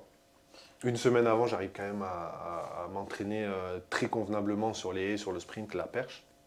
Mais je me dis, il faut que j'arrive à profiter de ce DK et capitaliser sur l'année, essayer de le finir. On verra ce que ça donne. Il y avait quand même des très bonnes choses à l'entraînement. Une fois de plus, vraiment que par moment, mais il y avait des très bonnes choses sur les lancers, sur les courses, etc. Donc je me disais, bon, ouais, on était à 3 semaines des championnats du monde. Tu vas refaire du jus, tu vas être capable de faire des très bonnes performances là-bas. Tes championnats du coup du monde, tu les vis comment? Quand tu y es, on va dire au moment où tu arrives à Doha jusqu'au moment où tu vas commencer le DK et puis ton DK. Bah, très content. Et puis un peu comme à Glasgow, un peu la tête froide en me disant que c'est une compétition internationale, que je vais voir des gars que forcément tu vois sur les bilans, tu vois des vidéos, des mecs hyper talentueux, etc. Euh, donc alors, franchement, je pense que je l'ai vraiment très bien abordé mentalement. Après, voilà, je pense que les prérequis physiques, bah, il me manquait un peu il me manquait du jus, il me manquait du gaz dans la machine, quoi. Donc je pense que je les ai très bien abordés. Et après, voilà, malheureusement, la blessure qu'on avait plutôt bien gérée 4 semaines avant au quadriceps, dès le 100 mètres, au bout de 10 mètres, ça repète. Donc ouais, déçu. Donc déjà, tu termines la course. Parce que moi, dans ma tête, ben, je ne me vois pas m'arrêter. Enfin, j'ai- Ouais, t'es venu jusqu'à tu Doha. t'arrêtes si tu peux pas courir, tu Ouais, vois. ouais. Et là, j'ai senti le truc. J'ai marqué un peu le coup, du coup, au bout de 20 mètres, 30 mètres. Et après, en fait, quand j'étais debout, dès que je montais la jambe, dès que je montais le genou pour courir naturellement, en fait, ça me, ça faisait de plus en plus mal. Et en fait, je casse la ligne et je me dis, putain, mais je vais même pas pouvoir aller au bout, quoi. Je vais même pas pouvoir savourer, etc. Donc je fais le point et là, en fait, je me dis, bah, mec, la saison, elle a été longue. Bah, il y a eu une gestion de la saison euh, particulière. Il aurait fallu la gérer peut-être d'une autre manière, mais en même temps, bah, tu étais dans le feu, tu étais dans le vif du sujet, on a pris des décisions, donc bah, enfin, voilà, c'est tout, quoi. Faut assumer aussi. Mais ouais, forcément déçu parce que je me dis, t'as en plus cet hiver, tu fais 4 épreuves, tu es sur le carreau pour le tendon, tu t'arrives à te remettre, tu te qualifies pour les mondes et là tu peux pas reprofiter. Donc là ça a été un gros coup dur mentalement. Derrière, j'ai mis du temps à pouvoir digérer parce que c'était vraiment l'accumulation des deux, quoi. Faire les up and down, tu bats des records mais derrière tu te pètes, t'es éclaté, tu te retrouves même pas à l'entraînement, puis après derrière ça revient, bah, ça fait des émotions. Après c'est le sport de haut niveau qui veut ça, mais C'est la beauté du sport aussi. ouais, ouais, c'est sûr. Après, je pense que la même chose, mais en se terminant à chaque fois sur des notes positives, je l'aurais pas encaissé de la même manière. Ouais. Si j'avais galéré, mais qu'au final, bon, j'avais réussi à finir les championnats du monde, j'aurais capitalisé sur du positif. Que là, j'ai couru 10 mètres sur un 100 mètres d'un décathlon, donc c'est pas vraiment profité. Donc bon, après voilà, hein, c'est la désillusion parce que tu vois, par rapport au décathlon de Ratingen, je m'étais dit, j'avais mieux préparé le 1005, j'avais mieux préparé le 4. J'avais calé mon élan complet sur le javelot, donc j'espérais faire une meilleure perf au javelot, même si j'avais déjà battu mon record à Ratingen. Il y avait eu Enfin voilà, on avait vraiment axé sur les besoins, sur la course, sur des choses bien précises, régler le départ en 7 appuis au 110 mètres haies, qui n'était pas réglé à Ratingen. Donc Ah oui, on quand avait même. vraiment bon espoir de se dire, là, tu as perdu quelques petits points, des petites miettes un peu partout, et parfois des bonnes grosses miettes. Donc voilà, après c'est juste, voilà, l'espoir il s'en va, t'es blessé, t'es allé au bout de toi-même physiquement, tu peux faire quelque chose, ben non, tu peux rien faire, ben c'est tout. Mec, t'as juste à récupérer, à faire ce que t'as besoin de faire, donc voir tes proches, te changer les idées, te réentraîner pour revenir plus fort et avoir une meilleure gestion, revenir plus fort et tout ça, quoi. Avec cette grosse déception, t'as pu quand même regarder la fin du DK ou pas? Ouais, carrément, parce Ouais, qu'avec Kevin, j'étais en chambre avec Kevin. Et Kevin, en plus, il était en galère lui aussi, pour le coup, avec son tendon d'Achille. son ischio Donc, aussi, et qui a son lâché. ischio, après, ouais, Qui qui a a lâché. lâché. Donc on a essayé de se serrer les coudes tant bien que mal. Et bah, je pense que t'es décathlonien. Moi, je ne me voyais pas ne pas suivre le décathlon du tout. En plus, ça a été un championnat avec des rebondissements de malade. C'est Niklas Koll, l'Allemand, qui gagne, mais il était, euh, il était à la cave à la fin de la première journée. Et en fait, sur son décathlon, lui, il était en avance il était en très très bonne Ouais, avance. Et ouais. les mecs qui sont très bons en première journée, ils ont fait une bonne première journée, mais la deuxième journée, ils allaient perdre plein de points. Et en fait, plein de surprises. Je pense que moi, la première journée, je mets certains noms sur le podium, notamment les Canadiens et Lyndon Victor, le Grenadien, qui a fait podium du coup là, cet été. Mais jamais j'aurais mis Weibo et Cole sur le podium, alors qu'en fait, si tu penses 2 secondes, si tu t'arrêtes, ils étaient sur des très très grosses bases. Et d'ailleurs, ils ont fait des énormes décathlons. Mais Ils ont fini à combien? Ça s'est gagné en combien là? 8600 points. 8600. 8680, je crois, pour Niklas Cole, 1620 pour Weibo. Et le Parce que troisième, je sais plus, je crois que c'est ces Warner. championnats-là, Kevin, il se pète à la perche. Alors, il se pète déjà, enfin, il a déjà mal, on va Ouais, dire, bah, à la déjà la première première journée, journée, c'était à la compliqué. hauteur, il se fait mal au Ouais. genou. Sa vidéo est incroyable, je trouve. Enfin, ses Ouais. vidéos sont vraiment cool. Euh, Il est ils se font... transparent en plus. Ouais, c'est ça, Donc, exactement. Il est totalement honnête avec ce qu'il fait et ce qu'il dit et tout ce qui se passe pendant le décathlon. Après tout ce que tu as fait, tous tes podiums et toutes tes sélections, laquelle médaille tu mettrais au-dessus et quelle sélection tu mettrais au-dessus? bah, en fait, c'est compliqué parce qu'en fait, chaque décathlon, il a un peu son histoire. Par exemple, Ratingen, franchement, je suis sur un nuage jusqu'à la perche et je me dis, mais en fait, ça y est, je replane un peu comme un carolé. Et je me dis, mais je plane, il peut rien m'arriver. Et en fait, bah, tu te prends une boîte bien comme il faut et tu te prends un gros coup de pression. Donc ça, c'est quelque chose d'hyper intense à vivre et de se sortir de cette situation-là, franchement, c'est un moment inoubliable. Euh, mais d'un autre côté, il y a Caorlet où vraiment il y a eu des hauts et des bas aussi, comme dans tout décathlon, mais j'avais l'impression d'avoir carrément plus optimisé mon potentiel sur le moment. Euh, donc j'arrive pas à en ressortir une particulièrement. Il y a eu pareil mon titre en salle. Ouais, non, j'en ressors pas. En fait, je m'en rappelle de tous vraiment Ouais, distinctement ouais. j'arrive pas à en sortir un où je me dis, bon, bah là, celui-là, je vais pas m'en rappeler. Non, à chaque fois, il y avait un truc, mon premier décathlon, mon 7100, où bon, franchement, je prends très peu de plaisir sur la piste, mais je fais quand même mon premier 7 mètres en longueur. Et après, je passe au travers parce que j'étais cuit. J'étais cuit, j'avais pas trop d'énergie avec la maladie, la gastro, comme je t'ai dit, tout ça. Ouais, j'ai pas une compétition à ressortir. Il y a eu des matchs voilà, où j'ai battu des records aussi, en France notamment. Je m'en rappelle de tous, mais j'arrive pas à en sortir un en Ok. particulier. Peut-être Caorlet, peut-être Caorlet parce que c'était vraiment le premier 8000. Et franchement, j'avais une saison où à un moment donné, je me disais, putain, mais c'est pas possible, je comprends pas pourquoi ça veut pas sortir. Et puis en fait, ce jour-là, j'ai eu les meilleures sensations en termes d'athlé de toute ma vie, en termes de facilité, enfin, c'était incroyable de pouvoir contrôler son corps et aller aussi loin dans l'intensité comme ça, dans la facilité, entre guillemets. Peut-être celui-là qui ressort un peu plus, mais après, voilà, ils m'ont tous marqué. On a beaucoup parlé de ton passé. J'aimerais qu'on parle du présent. Comment tu te sens en ce moment? Qu'est-ce que tu vises comme objectif? Mais actuellement, on va dire que je suis dans une phase un peu de transition et depuis quelques temps parce que j'ai eu des soucis au tendon d'Achille depuis Ratingen. Ça a été très compliqué de pouvoir faire un décathlon sur de l'intensité max et sur un décathlon complet. En fait, vraiment, ce qui m'a animé ces dernières années et ce qui m'anime aujourd'hui, c'est de me dire qu'est-ce qu'il me faut pour pouvoir atteindre mon plein potentiel. Parce que j'ai 30 ans, je ne peux plus me dire refaire tout le temps les mêmes erreurs ou faire d'autres erreurs en fait. On essaie vraiment d'arriver à optimiser à fond pour essayer de donner le meilleur de soi-même et être capable de mettre le décathlon parfait bout à bout ou quasi parfait quoi. Donc, je me sens en période de transition parce que je me suis fait opérer l'an dernier. Ça faisait déjà 2 ans que j'avais galéré avec un tendon d'Achille. Je me suis fait opérer de l'os parce que en fait, l'os frottait avec le tendon et ça me causait des inflammations.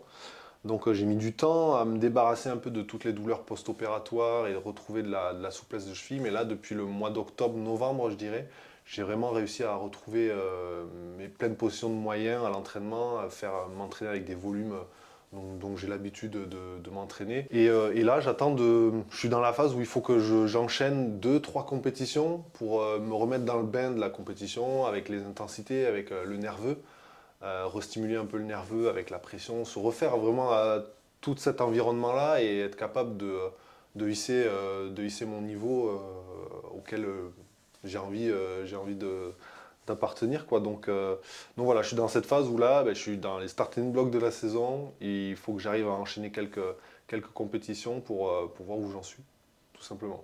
Donc, pas d'objectif particulier.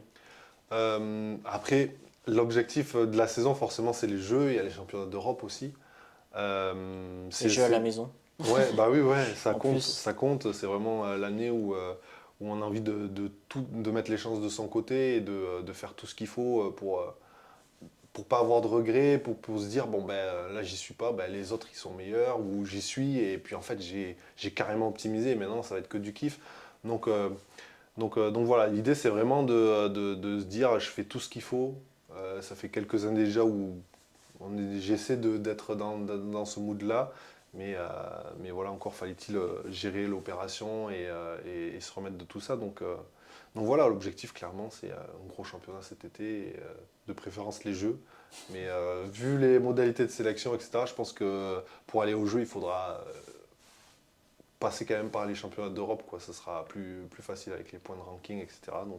On reparlera des points de ranking tout à l'heure. J'ai une question parfaite pour toi tout à l'heure. ça marche. Là, en ce moment, ta semaine type, ça se passe comment? En ce moment, mais comme on est en période de compétition, c'est des semaines plus légères que octobre, novembre, décembre.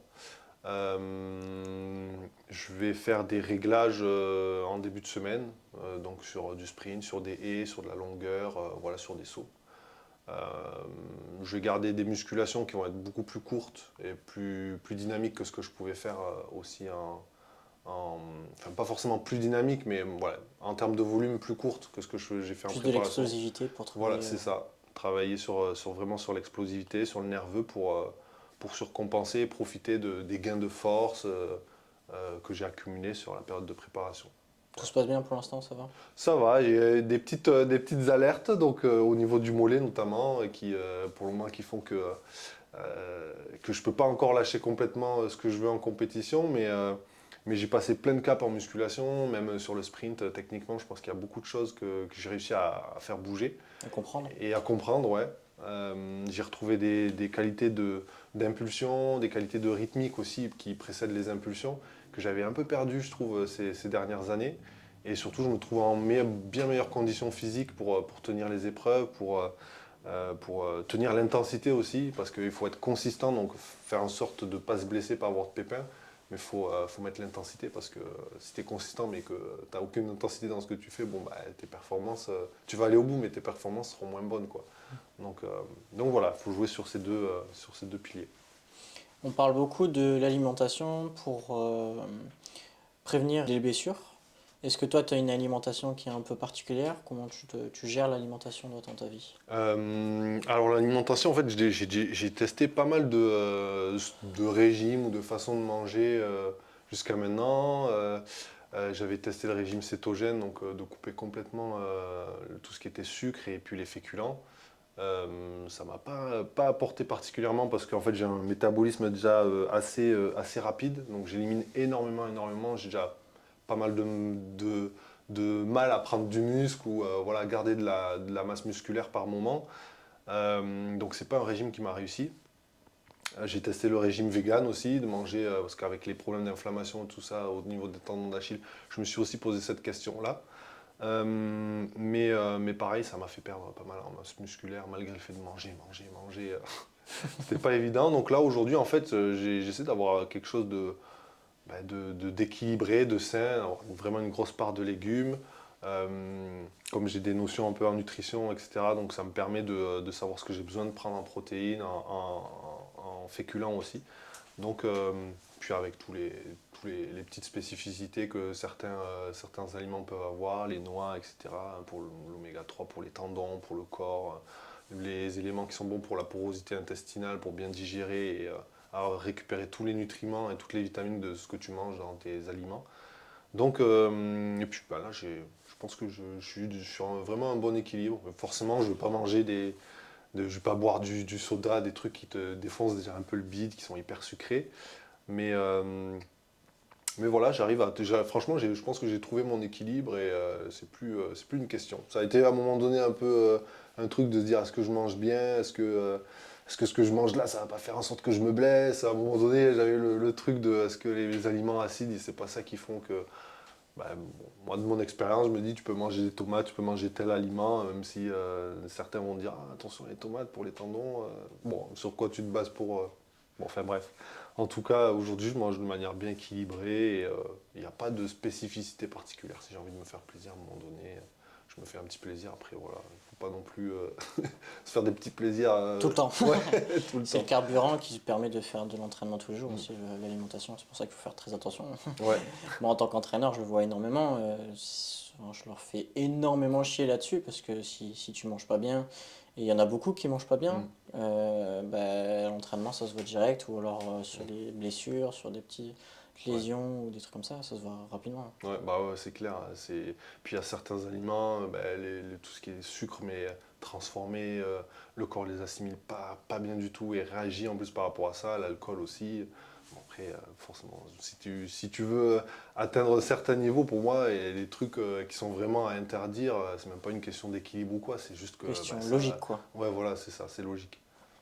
Tous ces sacrifices que tu fais, entre guillemets, ne sont à tes yeux pas des sacrifices, j'imagine bien. Ouais. Il y a une phrase qui m'a marqué. Quand tu es passionné dans ce que tu aimes, tu as forcément du talent dans ce que tu es passionné. Mais je le vois un peu pour toi et pour moi aussi en tant qu'entraîneur. Je suis passionné dans ce que je fais et c'est un peu pareil pour toi. Tu vois même pas ça comme des sacrifices en fait. Tu fais Non, ça c'est par ça. plaisir. Exactement. Et puis parce que tu sens que ça te fait du bien aussi. À côté de l'athlète, je fais du coaching sportif et j'aide les gens justement à perdre du poids, à se sentir mieux, à rééquilibrer certaines choses dans leur vie aussi.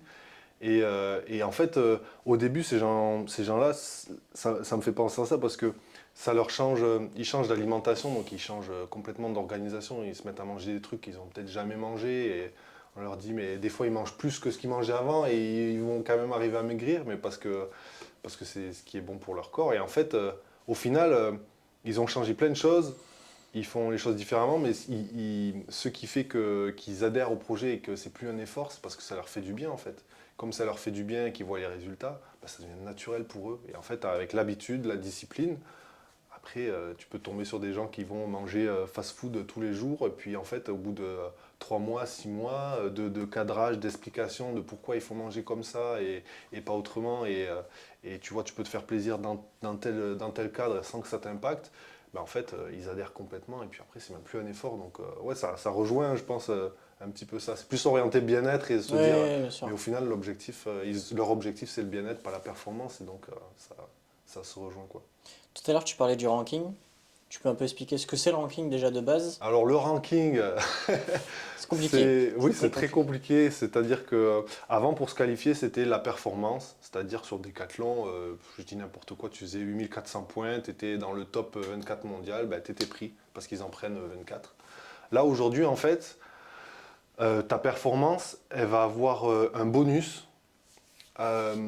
C'est-à-dire que pour faire clair, quelqu'un qui fait 8000 points mais sur une grosse compétition et qui va être bien classé, ben en fait, la représentation de sa perf va être supérieure à quelqu'un qui va faire 8200 points, donc qui va marquer 200 points de plus, mais qui aura fait la compétition dans une compétition, par exemple un championnat régional. Par exemple, si tu fais 8000 points dans un championnat d'Europe et que tu termines 5e, la représentation va être carrément plus boostée que si tu fais 8300 points tout seul dans un championnat régional. Voilà. C'est peut-être pas exactement les mêmes totaux, mais C'est quelque chose qui est entré dans nos coutumes, on va dire entre guillemets, dans l'athlétisme. La Fédération internationale d'athlétisme a mis en place ce ranking, et on l'a déjà au niveau de la fédération aussi, qui nous demande du coup de faire des championnats et des compétitions qui sont rankées, du coup, qui permettent d'avoir ce bonus d'avoir des de points. points, Ouais, c'est ça. exactement. Et en plus d'avoir du bonus de points de la compétition, tu auras le bonus de points de la place Ouais, que tu as fait à cette compétition. c'est Par ça. exemple, si tu as fait troisième au championnat de dans un championnat régional ou dans une compétition régionale, eh ben, ce sera pas aussi boosté que si tu fais sixième, comme tu l'expliquais, au championnat du monde. Toi, comment tu le vis, le fait déjà de devoir choisir des compétitions pour pouvoir être ranké, pour pouvoir du coup atteindre un classement top 24, Ouais. comme tu l'expliquais, pour pouvoir faire les jeux? Mais en fait, moi déjà, je suis pas trop fan du ranking. Déjà parce que moi, je suis pas quelqu'un qui fait, enfin ces dernières années, j'ai pas terminé beaucoup de décathlon, voire pas du tout. Comme je suis pas quelqu'un d'hyper régulier, c'est pas quelque chose qui joue en ma faveur. Mais au-delà de ça, en fait, je suis pas forcément fan du ranking parce que bah, tu vas te retrouver des fois sur des championnats avec des gars qui ont fait, moi je prends l'exemple du décathlon, mais c'est pareil pour les autres épreuves, peut-être 2 fois 8000 points avec un record à 8050 points, mais tu as des mecs qui sont capables de faire 8100 ou 8002 qui vont pas y être. Parce que bah, ils n'ont pas fait au bon endroit ou qu'ils ont fait une fois cette performance-là et qu'il fallait faire deux performances pour être ranké. Sur les épreuves combinées, c'est 2, sur les autres, c'est 5, je crois, ou 6. Exactement, ça aussi c'est un point que j'ai pas dit aussi. Il faut faire Mais 2 compétitions dans l'année, ou dans l'année d'avant, je crois aussi ça ouais, compte. c'est ça, c'est Pour, 1 an et demi, je crois, 18 mois, ouais, je c'est crois, ça, quelque chose comme exactement. ça. Pour pouvoir être ranké et atteindre ces classements fédéral, de fédération Ouais, française ou en fédération internationale ou européenne. c'est ça. Donc c'est un peu plus compliqué quoi à Ouais. gérer, j'imagine. Bah ouais, complètement. Donc du coup, avant, tu savais qu'avec ton niveau de performance, il y avait des calculs parce qu'au niveau du bilan mondial, tu savais que s'ils en prennent 24, bon, bah, ils vont prendre les 24 meilleurs, sauf si il y a 4 Américains ou enfin, plusieurs Ouais, il y en a un qui nationalités, enlève. plusieurs de la même nationalité. Donc là, il y en a un qui saute puisqu'il en faut 3 par pays, je crois. Mais les calculs étaient plus simples. Là, aujourd'hui, ben, franchement, Ouais, faut sortir la calculette, faut sortir le manuel et c'est pas tout le temps évident. Sauf si bien sûr, tu as tellement de marge que tu sais que si tu vas au bout d'un des cas, tu fais les minima, tu fais carton plein, tu gagnes le ranking, tu trucs. Mais pour les autres qui sont un petit peu en dessous, c'est beaucoup moins clair et il y a beaucoup plus d'incertitudes. Et du coup, ça pousse les athlètes à tout le temps sortir, sortir, sortir, être tout le temps prêt. Sauf que l'athlétisme, comparé au foot par exemple, où tous les week-ends, tous les 3 jours, il va y avoir un match, en athlète, et surtout sur le décathlon, tu peux pas te dire, je vais avoir un pic de forme mi-mai, 3 semaines après, comme il y a un gros décathlon, il faut que je essaie de le faire pour être bien ranké, puis 3 semaines après, en fait, c'est pas possible, quoi. Faut bien choisir, faut arriver à optimiser tes participations, mais Moi, je suis pas fan. Je préférais quand tu fais ta performance, t'es meilleur que l'autre, tu participes. Pour Ouais, moi, c'est ça me ça. paraît logique. C'est Mais plus clair dans le sens où en fait, dès que tu as fait une perf, tu as fait une perf, quoi. voilà, c'est ça. Et tu as fait une perf meilleure que l'autre, alors que peu importe la Ouais, compétition qui est faite. c'est ça. À l'époque, je me rappelle quand moi j'étais athlète, quand j'ai commencé l'athlète, j'ai fait 11-15 dans un championnat. Mm. Et pour aller au championnat de France, il fallait faire les planchers, donc la Ouais. performance minimum pour se qualifier au championnat de France, c'était 11-15 justement. Et une semaine après, je fais 11-10 en meeting à Montpellier. Ben, ils ont retenu mon 11-15 parce que c'était un championnat. Et je suis D'accord. arrivé, j'étais premier ou deuxième non pris au championnat de France. Tu vois. Alors qu'en 11-10, j'étais pile dedans parce que le dernier prix il est en Bah 11-12. oui. Tu vois. Donc, enfin, c'est pas le même truc, mais moi Ouais. je l'imagine un peu aussi comme ça, quoi. C'est chiant. Ouais, bah ouais. C'est ça. En fait, au final, il y a un plancher, mais le plancher est beaucoup plus haut qu'avant, puisque, par exemple, pour là, les championnats du monde, le plancher, ça correspond à la moitié des qualifiés. En fait, la moitié des qualifiés, à peu près, ou un tiers des qualifiés, va se qualifier en faisant le niveau de performance direct, sans passer par le C'est ranking. rare, c'est peu quand même. Mais ouais, c'est vrai que ça fait pas beaucoup. Et puis le reste, forcément, c'est le ranking, donc c'est la guerre aux compétitions. Alors, en parlant de compétition, toi, comment tu te sens en compétition? Comment tu gères une compétition et comment tu arrives à te motiver pour une compétition? Alors déjà, ce qui me motive dans la compétition, c'est l'enjeu. Moi, j'aime les compétitions avec de l'enjeu. J'ai du mal à me transcender sur une compétition où je me dis, je vais faire des réglages, je vais voir où j'en suis, parce que il y a de l'incertitude. Donc du coup, ouais, bon, des fois, tu as des très bonnes surprises, et tant mieux, tu arrives à t'amuser. Mais j'aime les compétitions où il y a un peu de pression, où il y a de l'enjeu, parce que c'est principalement comme ça que j'arrive à sortir des performances que je m'attends pas en fait, auquel je m'attends pas. Comment je prépare une compétition? En fait, pour moi, la préparation, comment je me sens, les compétitions avant, c'est ce qui va vraiment amener le pic le jour J, pour les grosses compétitions en tout cas. Euh, donc, euh, donc, je me dis que si je fais tout ce qu'il faut à l'entraînement, en faisant les bons réglages, en étant assidu sur les petites intentions techniques des fois à avoir, en étant bien concentré, en se disant là aujourd'hui, si j'ai 3 sauts en longueur sur élan complet à faire, il faut que je sois focus. Je ne peux pas en faire un saut en me disant ah mais merde, j'ai oublié que déjà il y a 2 semaines j'avais fait la même erreur. Non, tu vois, il faut essayer de rentabiliser, être tout de suite, voilà, avec, comme on dit, avec faire le filtre et puis enlever les erreurs au fur et à mesure pour arriver à la meilleure chose possible. Et puis le jour de la compétition, tu sais que tu es réglé, tu as tes intentions de course, de saut, etc., tes intentions techniques à avoir. Après, il faut te servir de l'adrénaline et de l'effervescence de la compétition pour te surpasser, quoi. T'as quelque chose qui te permet de te concentrer avant les compétitions? Moi, je pense par exemple, moi, j'adore prendre de la musique. Et je Ouais, pareil. m'énerve et je m'excite un petit peu avec de la musique, surtout moi je fais du 100 mètres. Ouais. C'est une discipline un peu explosive, Mm. donc il faut être très fort dès le début. Ouais. Le décathlon, tu commences par le 100 mètres, donc c'est un peu la même chose. Franchement, la musique, c'est vraiment. Ouais, il y a un truc, je pense. En plus, il y a énormément de sportifs qui fonctionnent comme ça aujourd'hui.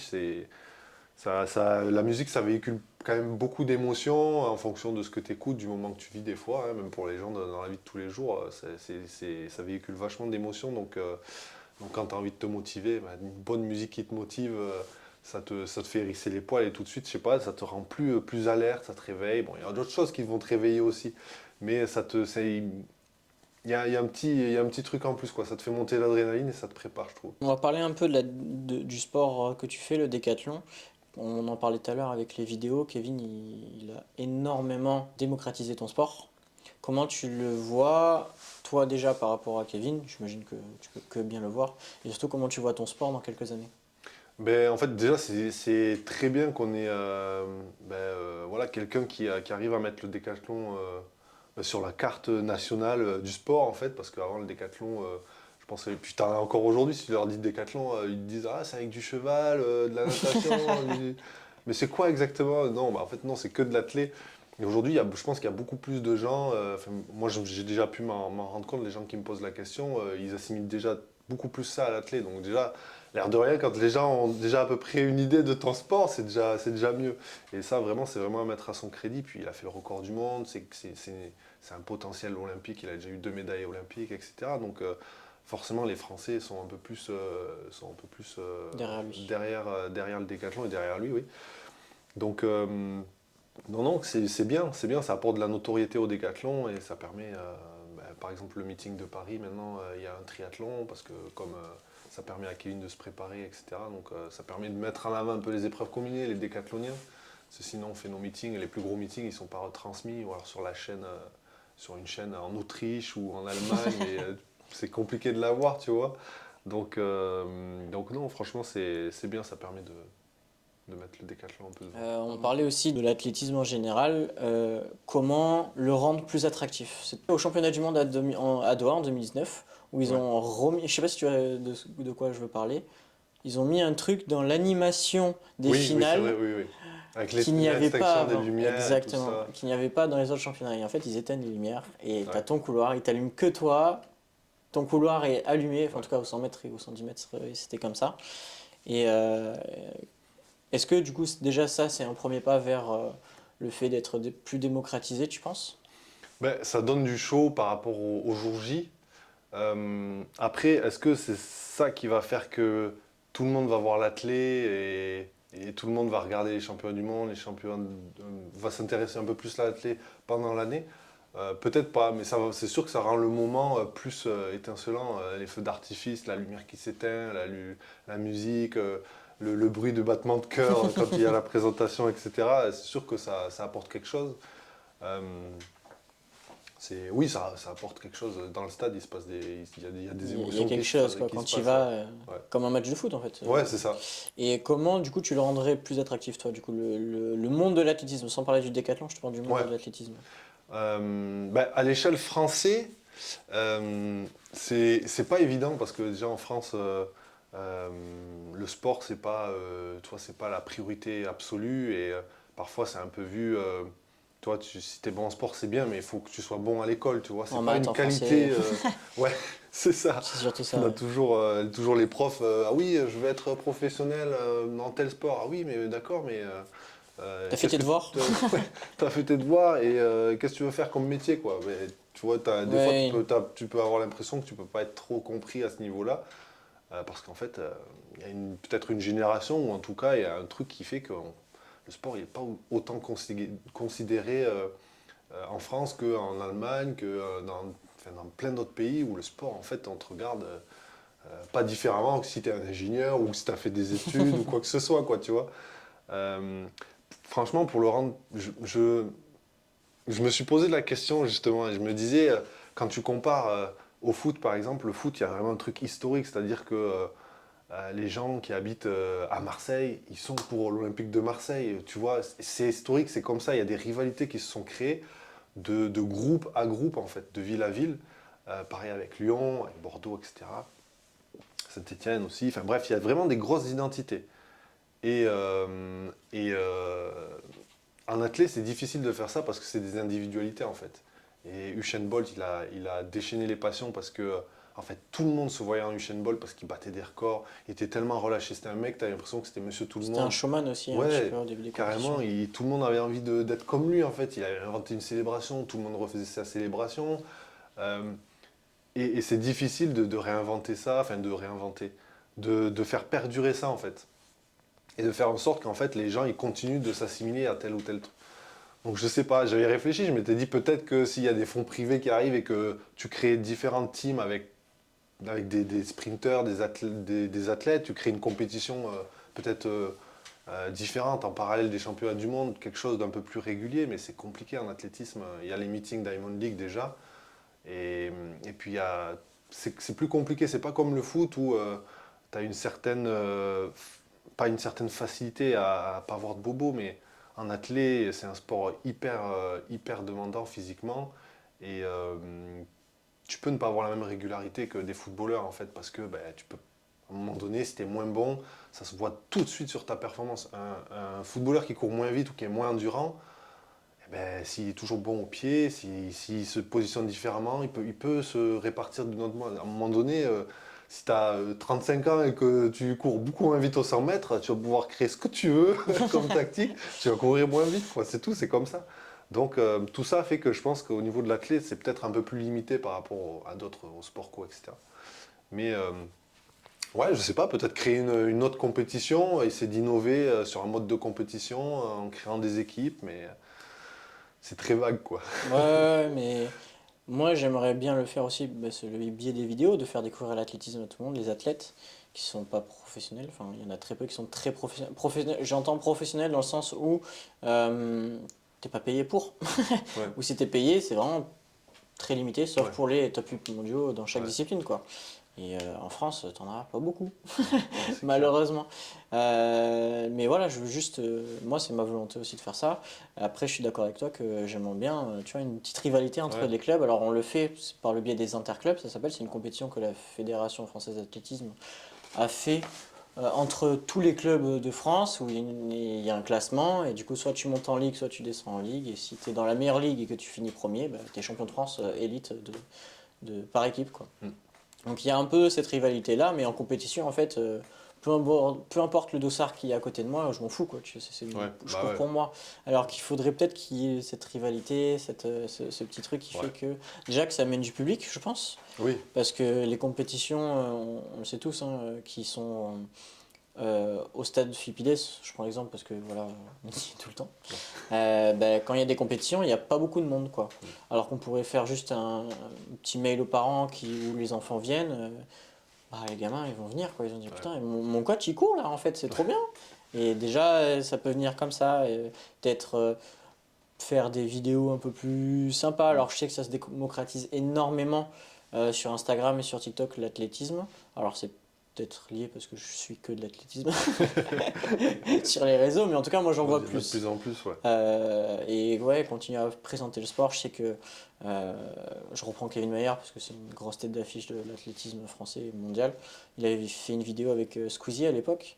Mm, Et c'est pas une grosse vidéo, c'était une vidéo sur Instagram où il présentait son sport et quelques sports. Et je pense que des mecs qui ont de l'importance comme ça, comme Squeezie, peuvent aussi présenter ce sport-là. À tout le monde si ça les intéresse évidemment. mm. Pareil, il avait fait une vidéo réaction euh, où il réagissait au retour de Floriagé sur son Ah oui, 4x4 oui, français ouais. là. Et même lui est pris de passion par rapport à ce qui se passe sur la piste. Mais nous, c'est ce qu'on vit tout le temps en Ouais, fait. bien sûr. Et on invite beaucoup de monde à venir aux Ouais, compétitions et à venir s'intéresser à l'athlétisme. Au moins regarder les championnats de France qui sont télévisés maintenant ouais, sur l'équipe ou sur la chaîne ouais, qu'ils ont créée aussi. Athlé TV, je crois que ça ouais, s'appelle. c'est ça. On va reparler vite fait des Jeux Olympiques qui arrivent. Comment tu les vois, toi, ces Jeux Olympiques? Euh, Comment je les vois, dans quel sens? Comment tu les vois déjà dans l'organisation et surtout dans l'engouement que prend Ah oui, ok, les ouais, Jeux en France? ok. Ben, de l'engouement, je pense qu'il y en a beaucoup, quand même. Il faut voir déjà au niveau sportif ce qui a été mis en place pour que toutes les villes aient des très bonnes installations. Donc ça, c'est bien. C'est qu'en plus de ça, après les Jeux, ben, j'espère en tout cas que l'éducation sportive elle va perdurer, puisqu'il y aura quand même des installations neuves et de haute qualité et que ça va permettre de développer plein de choses sur le long terme. Après, comment je les vois ben, franchement, j'espère que la France va avoir plein de médailles, forcément, parce que normalement, il y a toujours l'effet, quand les Jeux sont Les à pays hôtes, domicile, voilà, se transcendent plus, il y a beaucoup de générations qui se révèlent. Après, ben, quand on voit au niveau de l'athlète, il y a quand même une densité mondiale très hautes. ouais, assez forte, et ça va pas être évident, je pense, d'arriver à tirer son épingle du jeu. Après, voilà, on dit ça, là on est au tout début de l'année 2024. Dans 6 mois, à quelques semaines des Jeux, peut-être que ça sera différent, peut-être qu'il y aura déjà eu des athlètes qui se seront révélés, il y aura peut-être d'autres, des étrangers qui auront baissé, mais bon, tous les étrangers vont pas baisser pour laisser la place aux Français non plus. Donc voilà, je dirais que je pense qu'en athlète, ben, on a quand même de très belles chances de médailles. Malheureusement, sur les derniers championnats, ben, il n'y a eu aucune médaille parce que, une fois de plus, c'était un championnat qui a été très très relevé. Et donc voilà, j'ai pas de. Comment dire? D'avis Ouais, j'ai pas d'avis particulier. J'ai pas forcément une vision particulière sur comment ça va se passer. Si ce n'est que bon, les Parisiens se plaignent déjà de de l'organisation. l'organisation et des tickets qui vont flamber. et des problèmes un peu quand même humains sur les personnes qui habitent là-bas, l'impact qu'il va y avoir. Non, bah sinon après ça va être des jeux, avoir les jeux à domicile, les derniers. Ça arrive très rarement déjà dans Bah une ouais, vie. donc on va pouvoir profiter de ça à la télé, sur le terrain, donc ça va être spécial je pense. Tu parles de ça, c'est marrant parce que nous, les stades, par exemple, le stade de Philippides a été remis à neuf, entre guillemets, la piste, pour accueillir des structures olympiques, en tout cas d'athlétisme, et Ouais. paralympiques d'ailleurs, euh, au moment des Jeux Olympiques à Paris. Et du coup, on a 3 ou 4 pays qui viennent s'entraîner sur le stade Philippides et qui permettent aussi du coup, des aides financières pour différents clubs. Du coup, nous, on en profite aussi au quotidien de ces structures-là et ça nous permet aussi de Bien sûr. performer un peu plus à notre niveau, je Ouais. dirais. Donc ça, déjà, c'est énormément cool. Ouais. C'est un effet euh, que moi, honnêtement, je ne pensais pas qu'il allait arriver jusqu'à nous. Ouais, voilà. Et deuxième chose, j'ai l'impression un petit peu que les fonds, et on s'est réveillé un petit peu trop tard, Mm. pour moi en tout cas, je pense, au niveau, alors je sais pas si au niveau de l'État, au niveau de nanana, euh, sur les Français, sur les sportifs Ouais. français en général, et du coup que là, actuellement, la génération des jeunes, des cadets juniors en athlète en tout cas, sont extrêmement forts. On voit des records de France encore Ouais. ce week-end qu'il y a eu sur différentes disciplines. Bon, c'est l'hiver, c'est différent, mais voilà, des grosses performances en tout cas chez les jeunes, et du coup il y a une période de transition où les moins jeunes, je Ouais. dirais, un peu plus vieux, sont encore là parce qu'ils sont bons, mais peuvent pas forcément être au top de leur Ouais. performance comme des jeunes de 23 ou 24 ans. Et du coup j'ai l'impression que ça va plus... Les aides qui ont été apportées là vont être plus bénéfiques sur les prochains jeux Ouais. que sur ceux-là. Ouais, c'est vrai. C'est vrai parce que, et c'est un peu, après c'est aussi le problème, entre guillemets, de l'athlète aujourd'hui, c'est que, en fait, au niveau du suivi, en général, tu es très bien suivi jusqu'à espoir. Et après, tu as le palier de espoir à senior. On va dire entre 22 et 25 ans, tu vas avoir ces années où il faut que tu rentres pour continuer à être dans les aides, à être dans les stages, etc. C'est important que tu arrives à rentrer sur un gros championnat. Sauf que rentrer au championnat d'Europe Espoir, c'est plus facile que les championnats d'Europe senior ou championnat du monde senior. Euh, Parce que clairement, tu arrives, tu as 23 ans quand tu es senior pour la première année, tu as 23 ans, tu peux te retrouver avec des mecs qui ont 32 ans, peut-être les plus âgés 33 ans. C'est un écart Assez phénoménal, quoi. conséquent, Ça assez peut, conséquent. en fonction de ton potentiel, après, il y a des jeunes aujourd'hui qui ont 20, 21, qui sont hyper précoces. Et c'est ça qui fait d'ailleurs que la densité mondiale, elle est hyper serrée, c'est que tu as des mecs plus âgés qui ont un potentiel de dingue, mais déjà, ils l'ont montré depuis 4-5 ans. Et tu en as d'autres, ils arrivent à peine, ils mettent leur pompe, hop, ça y est, oh, 8006 sur Décathlon, bah ouais, je suis comme ça, j'ai 21 Facile ans. quoi. Voilà, c'est ça. Alors que, tu vois, c'est pas du tout des performances qu'on pouvait envisager Enfin, moi, quand j'étais espoir, tu vois, un mec à 8006, je me suis dit, mais attends, il y avait que Kevin qui avait fait ça, tu vois. Et quelques-uns dans l'histoire, mais aujourd'hui, par exemple, il y a 2 Norvégiens qui fait 8006 et 8005, mais c'est des extraterrestres ces mecs-là. C'est des extraterrestres. Moi, au même âge, je faisais 7006. Tu vois, moi, j'avais pas la même expérience. C'est des mecs avec des qualités incroyables, avec un vécu déjà sur le décathlon. Voilà, ils ont fait 8006, c'était pas leur troisième décat de leur vie quand ils ont fait 8006, quoi.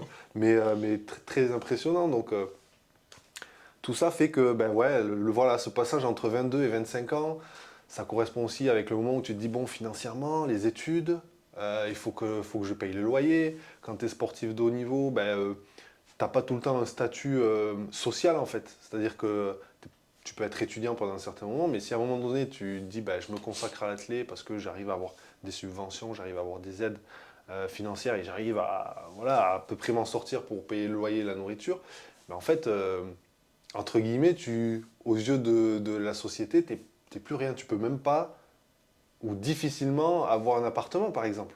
Parce que quand tu vas aller voir les agences, elles vont te dire, mais attendez monsieur, vous n'êtes pas étudiant, donc vous ne pouvez pas profiter Des aides. des aides ou avec les parents qui sont, ou des Garant. proches qui sont garants. Et en même temps, vous n'avez pas de contrat professionnel, ou vous n'avez pas un CDI ou quelque chose, donc ce que vous gagnez, c'est des subventions, mais c'est pas déclarable. Donc nous, on veut bien vous croire, mais c'est compliqué, tu vois. Pour se loger, il y a certains athlètes qui pourtant n'ont pas particulièrement de problèmes financiers, qui ne roulent pas sur l'or, hein, parce que la plupart des athlètes ne roulent pas sur l'or, Mais j'ai déjà échangé, puis moi j'ai vécu ça aussi, et je me suis dit, ah ouais, mais c'est fou quoi. Tu vois, ça c'est une incohérence qui fait que, à un moment donné, à un certain âge, ça peut bloquer quoi. Tu parles d'un sujet qui est hyper important, l'aide financière apportée aux athlètes, en sachant qu'il y a des gens, quand tu es top 8 français, dans certains sports en tout cas, qui Ouais, vont être énormément aidés. Euh, Suivant le sport, s'il est ouais, médiatisé ou pas. Généralement, c'est la médiatisation des sports. bien sûr. Ouais. Mais en athlée, tu fais top 8 français, on te connaît pas quoi. Non, bah non, c'est clair. Et c'est très compliqué encore. Enfin, c'est Mm. des exemples tout con, mais prendre un appartement, tu déménages pour avoir un entraîneur un peu meilleur ou parce que tu sais que cet entraîneur-là va te faire passer un cap. Ouais. Tu dis bon, bah, je vais déménager. Ah, bah, je peux pas dormir en fait. Je peux pas, j'ai pas d'endroit où dormir. C'est compliqué quoi. Tu peux même pas vivre. Tu es obligé de travailler à côté. Tu es obligé de. Et du coup, Ouais. tu peux pas te concentrer à 100% dans ton sport. Ouais. C'est Et une vie ou alors tu compliquée. peux, mais par contre, tu vas faire face à des galères de ouf à un moment donné, quoi. Je sais que moi j'ai des connaissances dans l'athlé sur des grandes villes où, ben, ok, sinon pour avoir un appartement, pour prendre le truc des logements, tu passes par un particulier, bon, ils vont un peu moins voir, mais l'air de rien, mais ils veulent quand même des garanties, quoi. Et au final, quand tu es sportif de haut niveau, t'as pas tout le temps une fiche de paye, parce que franchement, en athlé, ben, je pense que voilà, ceux qui sont en équipe de France très régulièrement, qui sont des vraies chances de médaille, ils ont une situation qui font que ben, ils ne se posent pas ces questions-là. Mais après, tu as une grande partie qui est peut-être aux portes d'un certain niveau, mais qui à un moment donné a voilà, le cul entre deux chaises en fait. Parce qu'ils se disent, bah ouais, mais si je vais bosser, si je me prends 15 ou 20 heures dans la semaine, ben ok, je vais avoir mon contrat, je vais avoir de la situation financière. Mais au niveau, si je reste pendant 20 heures debout dans la semaine, est-ce que derrière, je suis capable d'aller sprinter? Est-ce que je suis capable d'aller sauter? Est-ce que je suis capable d'aller en muscu? Est-ce que je suis capable d'être performant? Il y en a qui le font et il y en a qui le font pas. Il y en a à qui ça casse les jambes parce que ben, tenir ça sur une saison pendant qu'il y en a d'autres, peut-être des plus jeunes ou qui ont plus d'aide ou parce qu'ils ont un meilleur niveau ou pour d'autres raisons ben, arrivent à s'organiser mieux et arrivent à avoir plus d'aide, ben, eux, ils ont qu'à se concentrer sur l'athlète.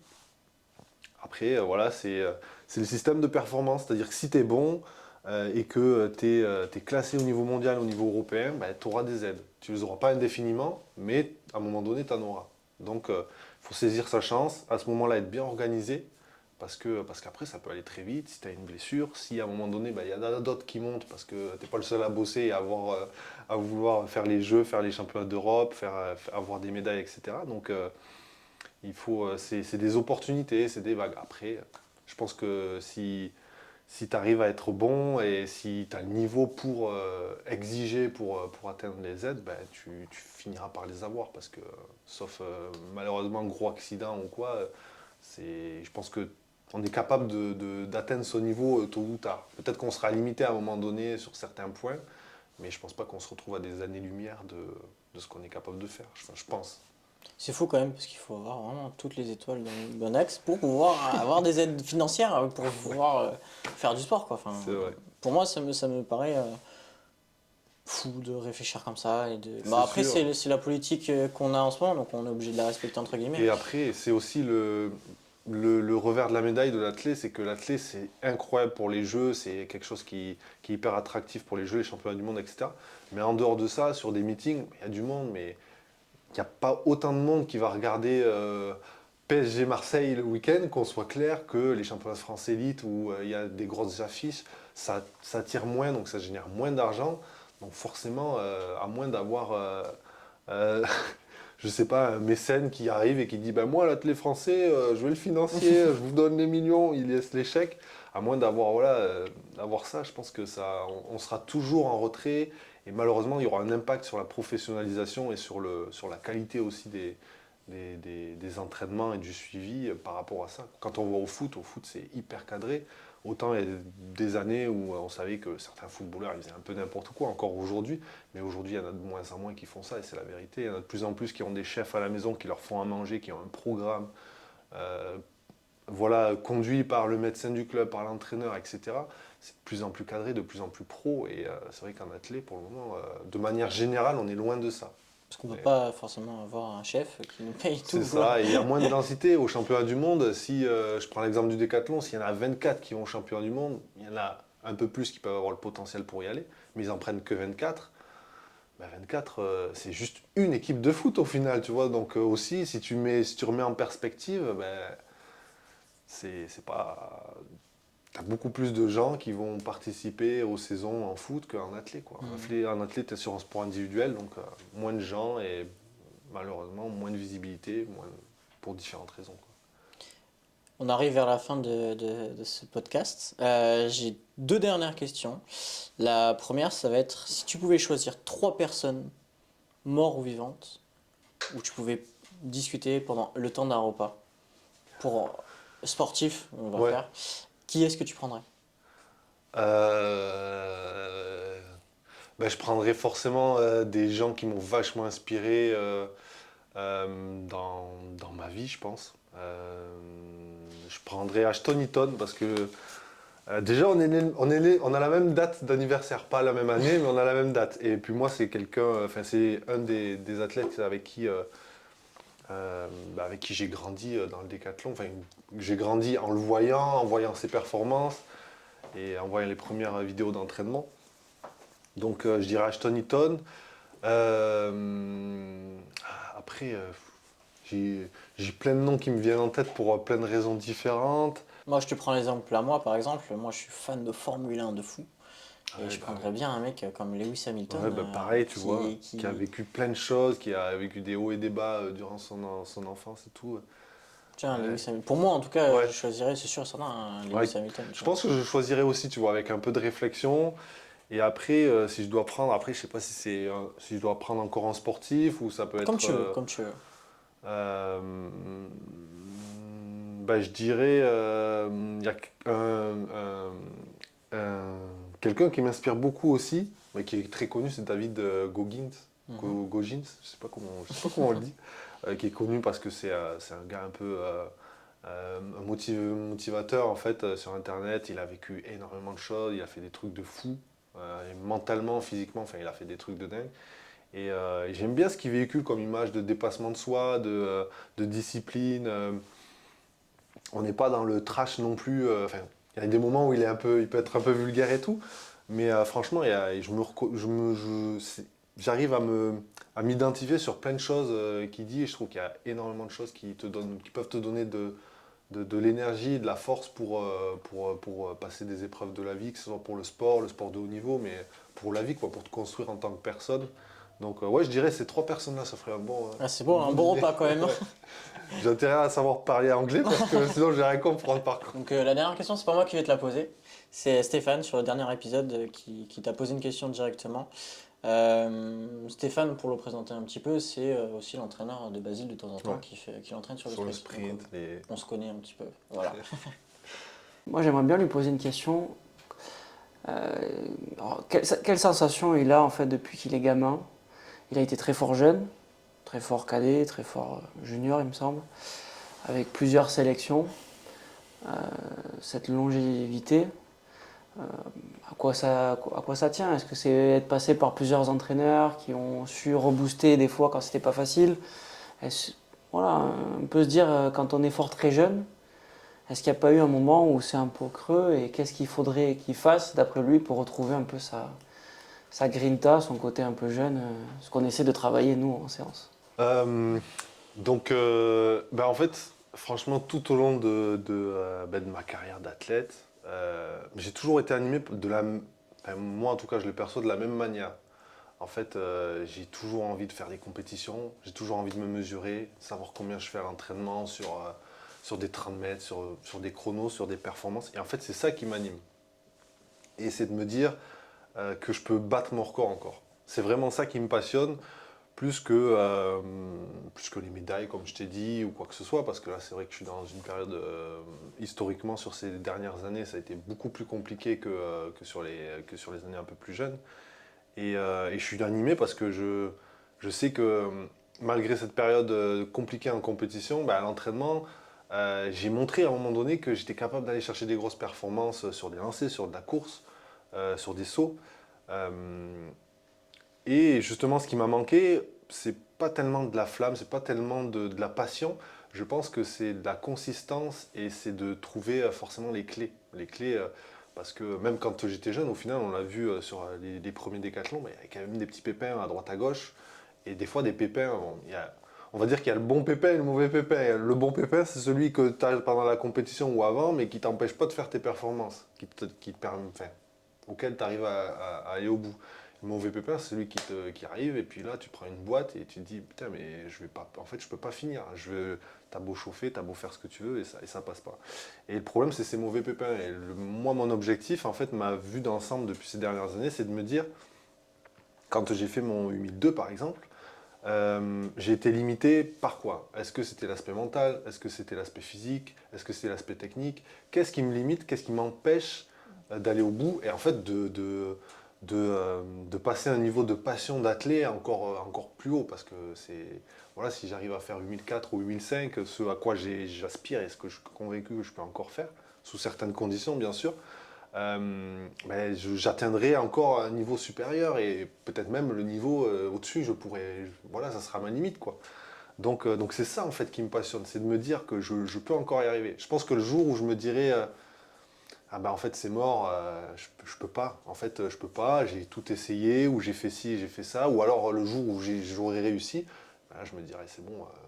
Je pense que peut-être qu'à ce moment-là la flamme s'éteindra, mais malgré le fait que les résultats n'ont pas été à la hauteur de l'investissement ces dernières années, loin de là, j'ai toujours espoir et je me dis toujours que il y a quelque chose qui peut le faire, quoi. Moi, je me sens pas cramé ni mentalement ni physiquement. Je me sens pas cramé du tout.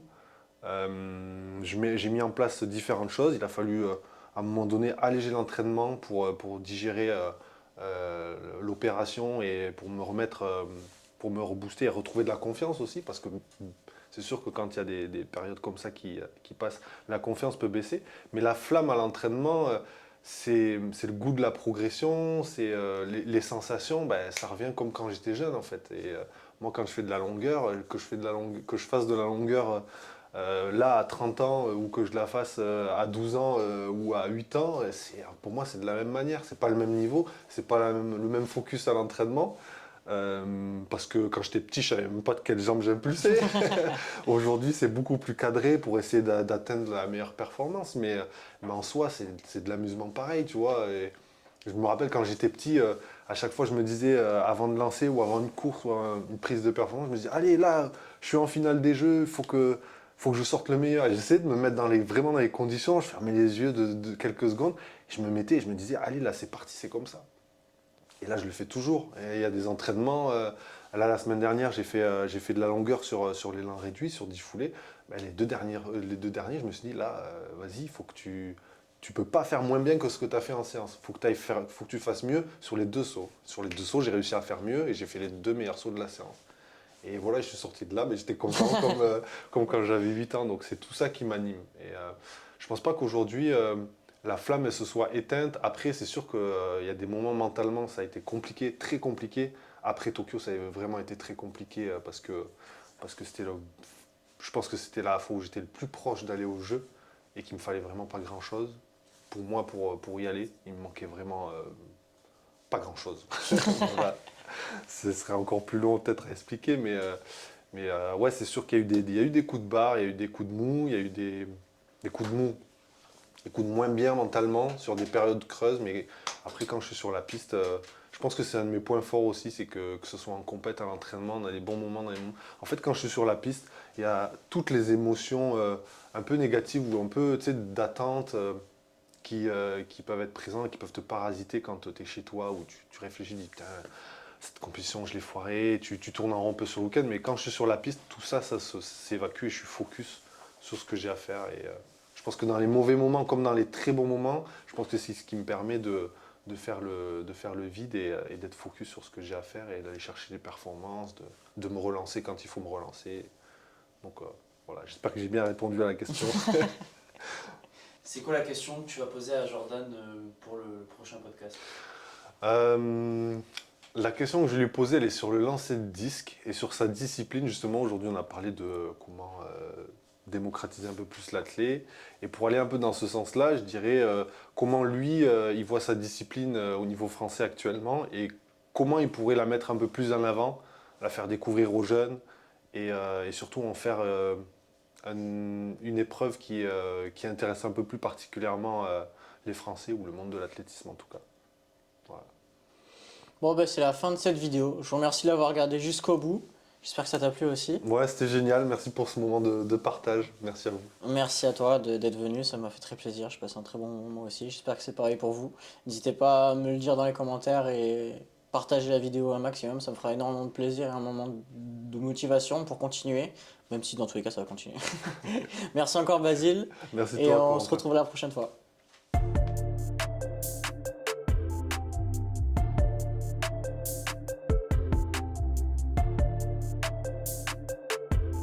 Médaille en sélection, tu l'as chez toi encore?